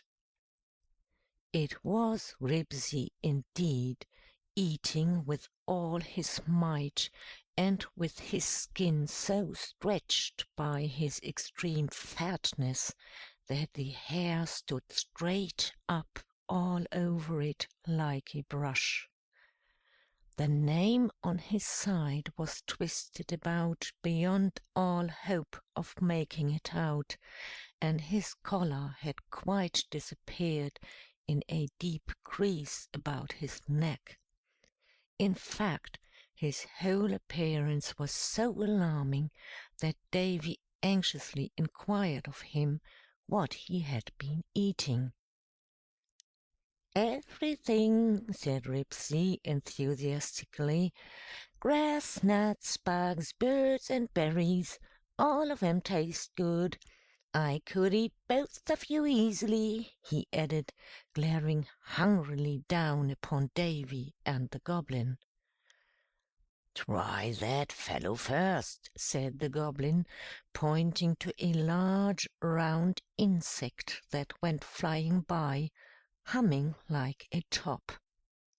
Ribsy snapped at it and swallowed it, and the next instant disappeared with a tremendous explosion in a great cloud of smoke. "What was that?" said Davy in a terrified whisper.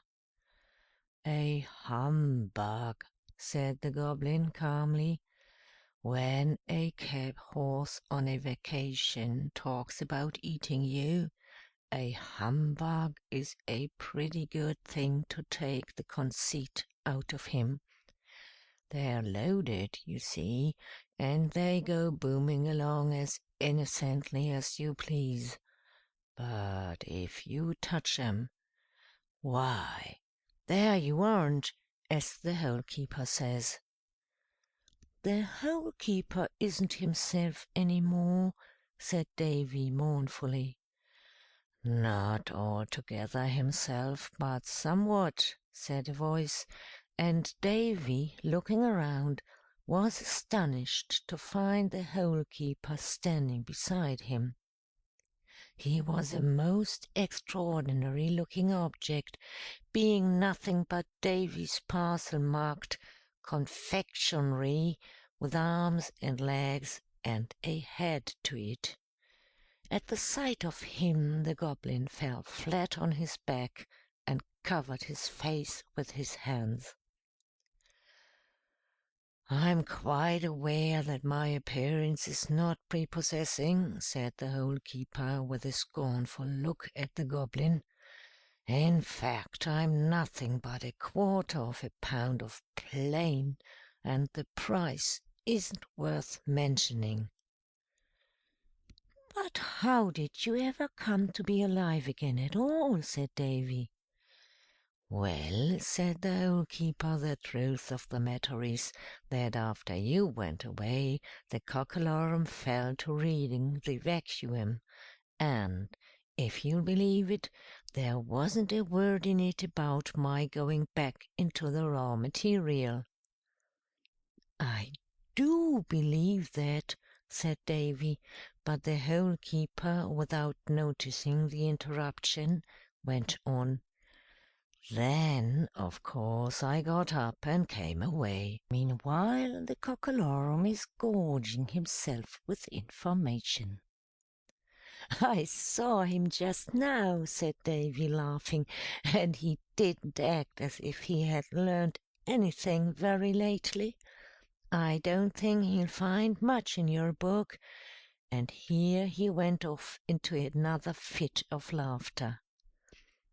"Ah, but just think of the lots and lots of things he won't find!" exclaimed the hole-keeper. "Everything he doesn't find in it is something worth knowing. By the way, your friend seems to be having some sort of a fit. Give him some Dubbygrums," and with this the hole-keeper stalked pompously away. "The smell of sugar always gives me the craw-craws," said the Goblin in a stifled voice, rolling on the ground and keeping his hands over his face. "Get me some water." "I haven't anything to get it in," said Davy, helplessly. "There's a buttercup behind you," groaned the Goblin, and Davy, turning, saw a buttercup growing on a stem almost as tall as he was himself. He picked it and hurried away across the meadow to look for water, the buttercup meanwhile growing in his hand in a surprising manner, until it became a full-sized teacup, with a handle conveniently growing on one side. Davy, however, had become so accustomed to this sort of thing that he would not have been greatly surprised if a saucer had also made its appearance. Presently he came upon a sparkling little spring, gently bubbling up in a marshy place, with high sedgy grass growing about it, and being a very neat little boy, he took off his shoes and stockings and carefully picked his way over the oozy ground to the edge of the spring itself. He was just bending over to dip the cup into the spring when the ground under his feet began trembling like jelly, and then, giving itself a convulsive shake, threw him head foremost into the water. For a moment Davy had a very curious sensation, as though his head and his arms and his legs were all trying to get inside of his jacket, and then he came sputtering to the top of the water and scrambled ashore.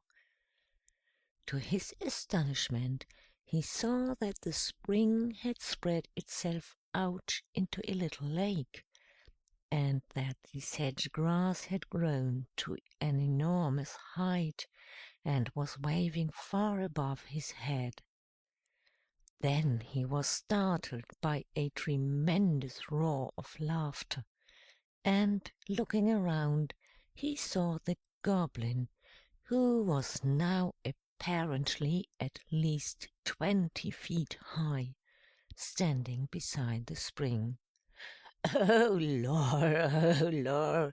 cried the Goblin in an uncontrollable fit of merriment.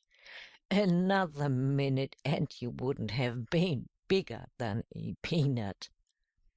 "What's the matter with me?" said Davy, not knowing what to make of it all. "Matter!" cried the Goblin. "Why, you've been and gone and fallen into an elastic spring. That's all. If you'd got in at scratch tide early in the morning, you'd have been a perfect giraffe. But you got in at shrink tide and oh my, oh my!" And here he went off into another fit of laughter. "I don't think it's anything to laugh at," cried Davy, with the tears starting to his eyes, "and I'm sure I don't know what I'm going to do." "Oh, don't worry," said the Goblin good-naturedly.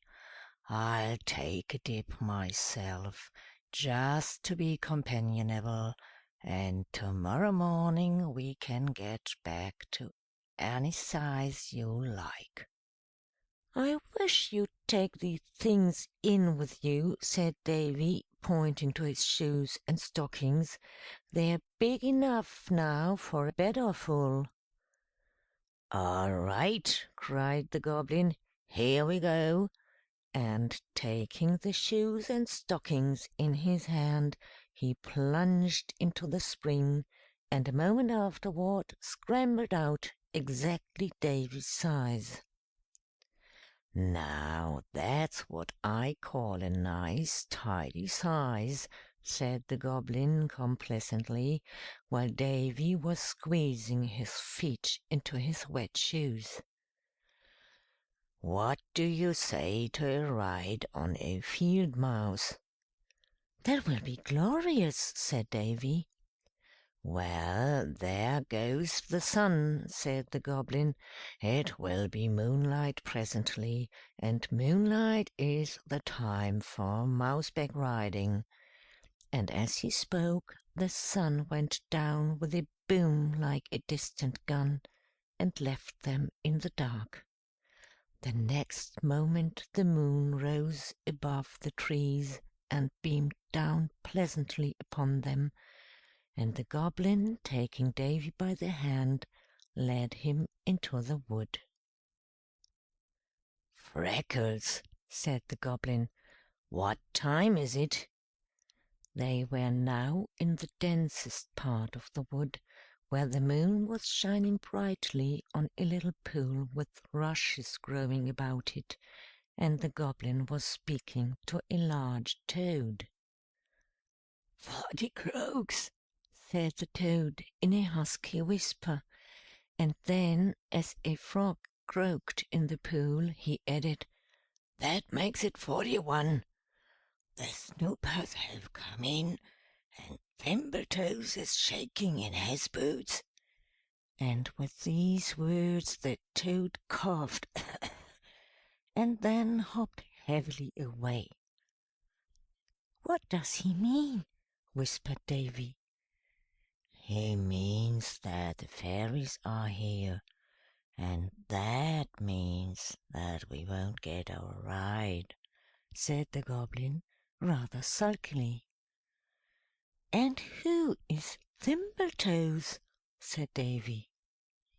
"He's the Prime Minister," said the goblin.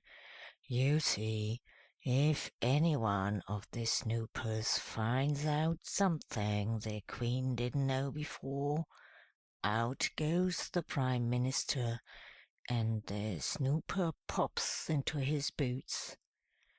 Thimbletoes doesn't fancy that, you know, because the Prime Minister has all the honey he wants by way of a salary. Now, here's the mouse stable, and don't you speak a word, mind." As the goblin said this, they came upon a little thatched building about the size of a baby house, standing just beyond the pool, and the goblin, cautiously pushing open the door, stole noiselessly in, with Davy following at his heels, trembling with excitement. The little building was curiously lighted up by a vast number of fireflies, hung from the ceiling by loops of cobweb, and Davy could see several spiders hurrying about among them and stirring them up when the light grew dim. The field mice were stabled in little stalls on either side, each one with his tail neatly tied in a bow knot to a ring at one side, and at the farther end of the stable was a buzzing throng of fairies, with their shining clothes and gauzy wings sparkling beautifully in the soft light. Just beyond them Davy saw the Queen sitting on a raised throne, with a little mullen stalk for a sceptre, and beside her was the Prime Minister in a terrible state of agitation. "Now here's this Bandybug," the Prime Minister was saying. "What does he know about untying the knots in a cord of wood?" "Nothing," said the Queen positively. "Absolutely nothing."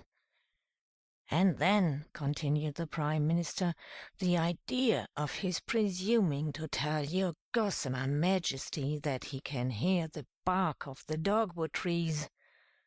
"Bosh!" cried the Queen. "Paint him with raspberry jam and put him to bed in a beehive. That'll make him smart at all events."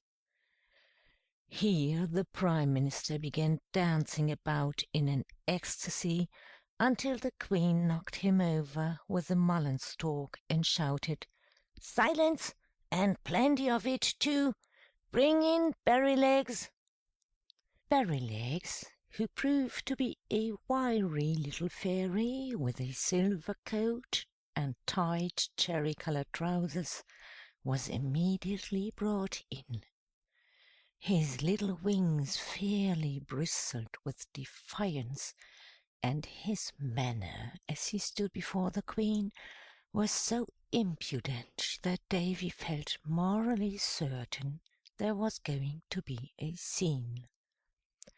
"May it please your transparent highness," began Berrylegs. "Skip all that," interrupted the Queen, flourishing her mullen stalk. "Skip yourself," said Berrylegs boldly in reply. "Don't you suppose I know how to talk to a queen?" The Queen turned very pale, and after a hurried consultation with the Prime Minister said faintly, "Have it your own way," and Berrylegs began again. "May it please your transparent highness, I've found out how the needles get into the haystacks." As Berrylegs said this, a terrible commotion arose at once among the fairies. The Prime Minister cried out, "Oh, come, I say! That's not fair, you know." And the Queen became so agitated that she began taking great bites off the end of the mullen stalk in a dazed sort of way, and Davy noticed that the Goblin, in his excitement, was trying to climb up on one of those mouse stalls so as to get a better view of what was going on. At last the Queen, whose mouth was now quite filled with bits of the mullen stalk, mumbled, "Get to the point." "It ought to be a sharp one, being about needles," said the Prime Minister, attempting a joke with a feeble laugh, but no one paid the slightest attention to him, and Berrylegs, who was now positively swelling with importance, called out in a loud voice, "It comes from using sewing machines when they sow the hayseed." The Prime Minister gave a shriek and fell flat on his face, and the Queen began jumping frantically up and down and beating about on all sides of her with the end of the mullen stalk, when suddenly a large cat walked into the stable, and the fairies fled in all directions. There was no mistaking the cat, and Davy, forgetting entirely the Goblin's caution, exclaimed, "Why, it's Solomon!" The next instant the lights disappeared, and Davy found himself in total darkness, with Solomon's eyes shining at him like two balls of fire.